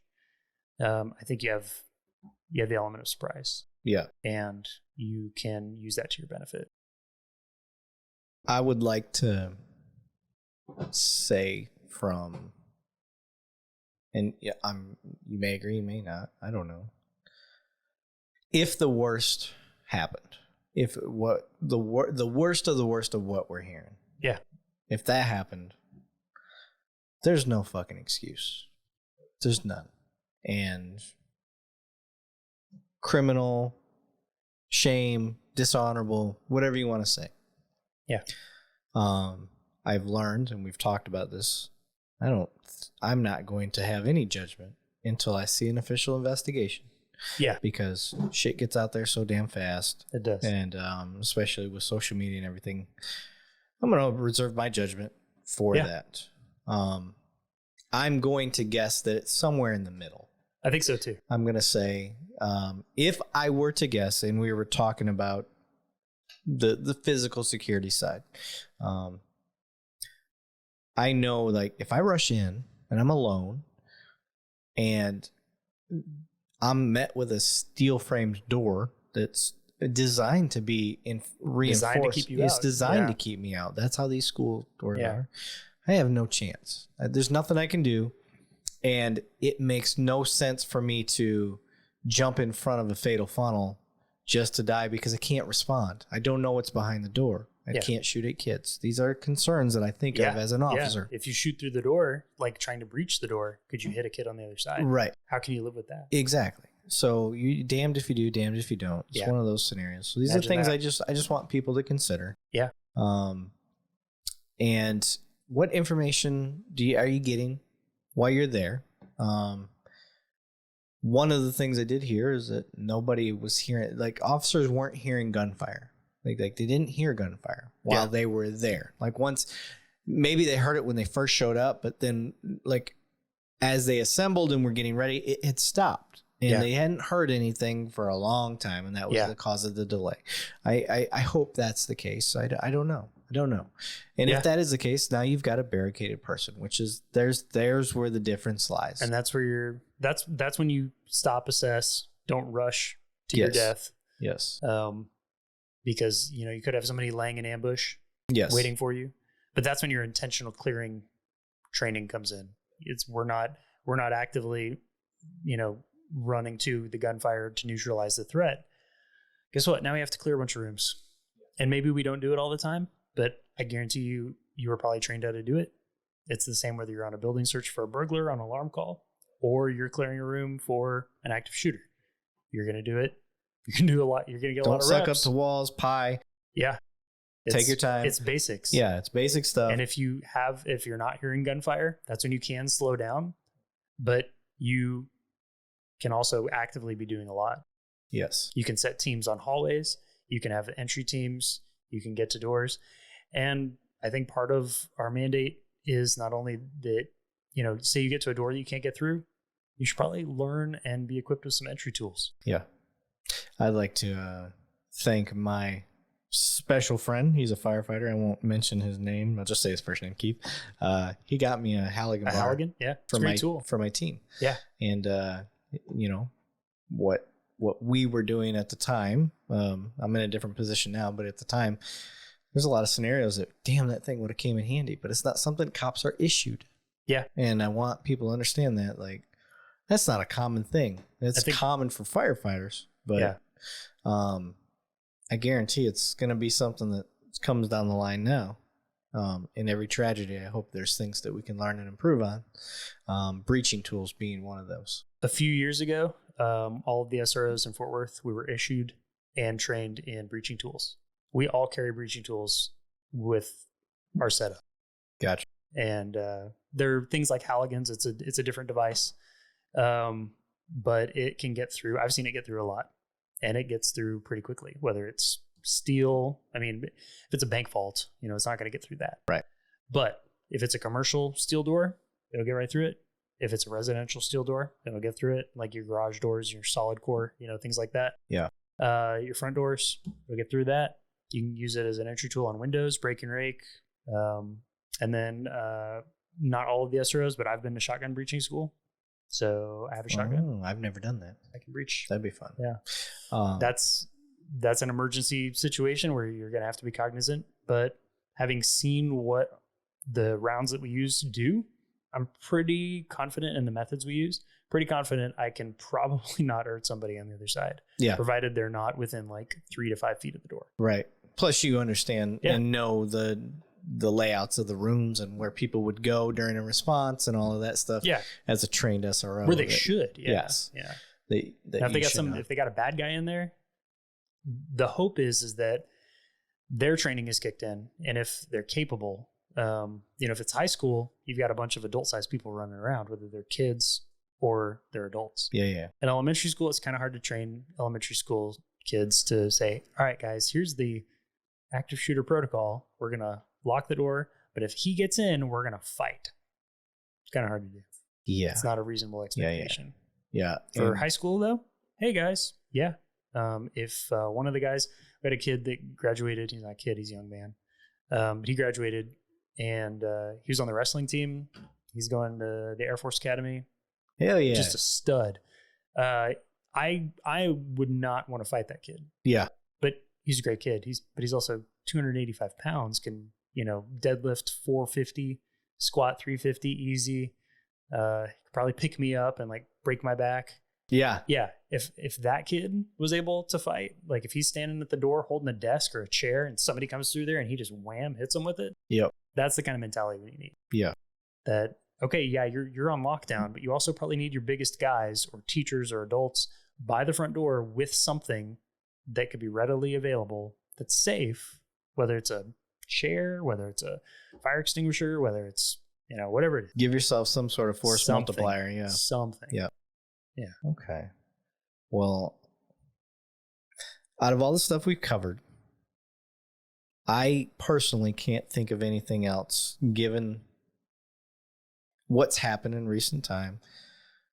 I'm trying to put people's minds at ease and trying to give them tools and ideas and stuff that they can present to their own schools. Yeah. Maybe they hear something you say that they don't currently have, whatever it is.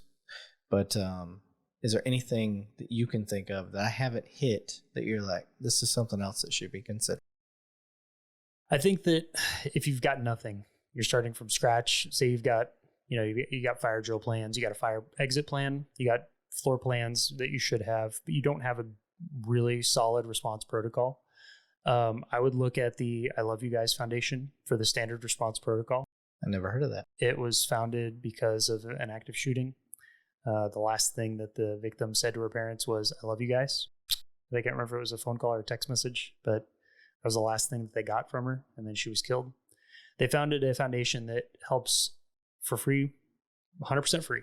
And I've implemented this in, shown it to schools, shown it to community centers, churches, businesses. This is the standard response protocol. So that's what it's called. And it's basically 5 defensive postures that you can train for. You can get free signage for, printouts, things like that. And there's free training. There's train the trainer. But it's basically covering your lockdown, hold, secure, shelter, and evacuate. That's it. It's 5 basic things you need to do in an emergency. And say the place is on fire, evacuate. Somebody outside, you're not sure who it is. They might be a threat. Okay, we're going to secure. There's a medical emergency in the building and we need paramedics to be able to move in and out of the hallways really fast. Hold. We're just going to hold everybody in every classroom. Just don't go in the hallways right now. Not an emergency, not like life or death. Say you need to, there's a tornado coming. We're in tornado country. Shelter. Everybody into the hallways, away from windows. Get there. And then the worst one, lockdown. Locks, lights, out of sight. If you've got nothing, start there. And then from there, open lines of communication to your police department. If you're in a small agency or a small city, get them in, get them familiar with the grounds. And then if you are a small police department and you don't have active shooter training, you need to firmly get that training to your officers so that they understand what their mission is. That's going to be a time to be aggressive. That's going to be a time to get in there, neutralize the threat. And that's what you got to do to save lives. All right. Well, Ethan, we are 2 hours and 37 minutes in. Sounds good. I think we've hit it hard. Yeah. And I think we've covered what we needed to cover. I appreciate you taking the time to come out despite all the shit that happened. Oh man, it's fine. That's every day. It believe it or not, I was trying to get Zenteno to come out and do this, but he flaked out. Yeah, he flaked out on me several times, so I'm throwing shade at him because he's a worthless human being. Let's face it. I mean, there's the good ones, and then there's him. Yeah. He's a piece of shit. Yeah, fuck you, Zenteno. No, I'm just kidding. But yeah, man, I appreciate you coming out. Ethan Judd, everybody.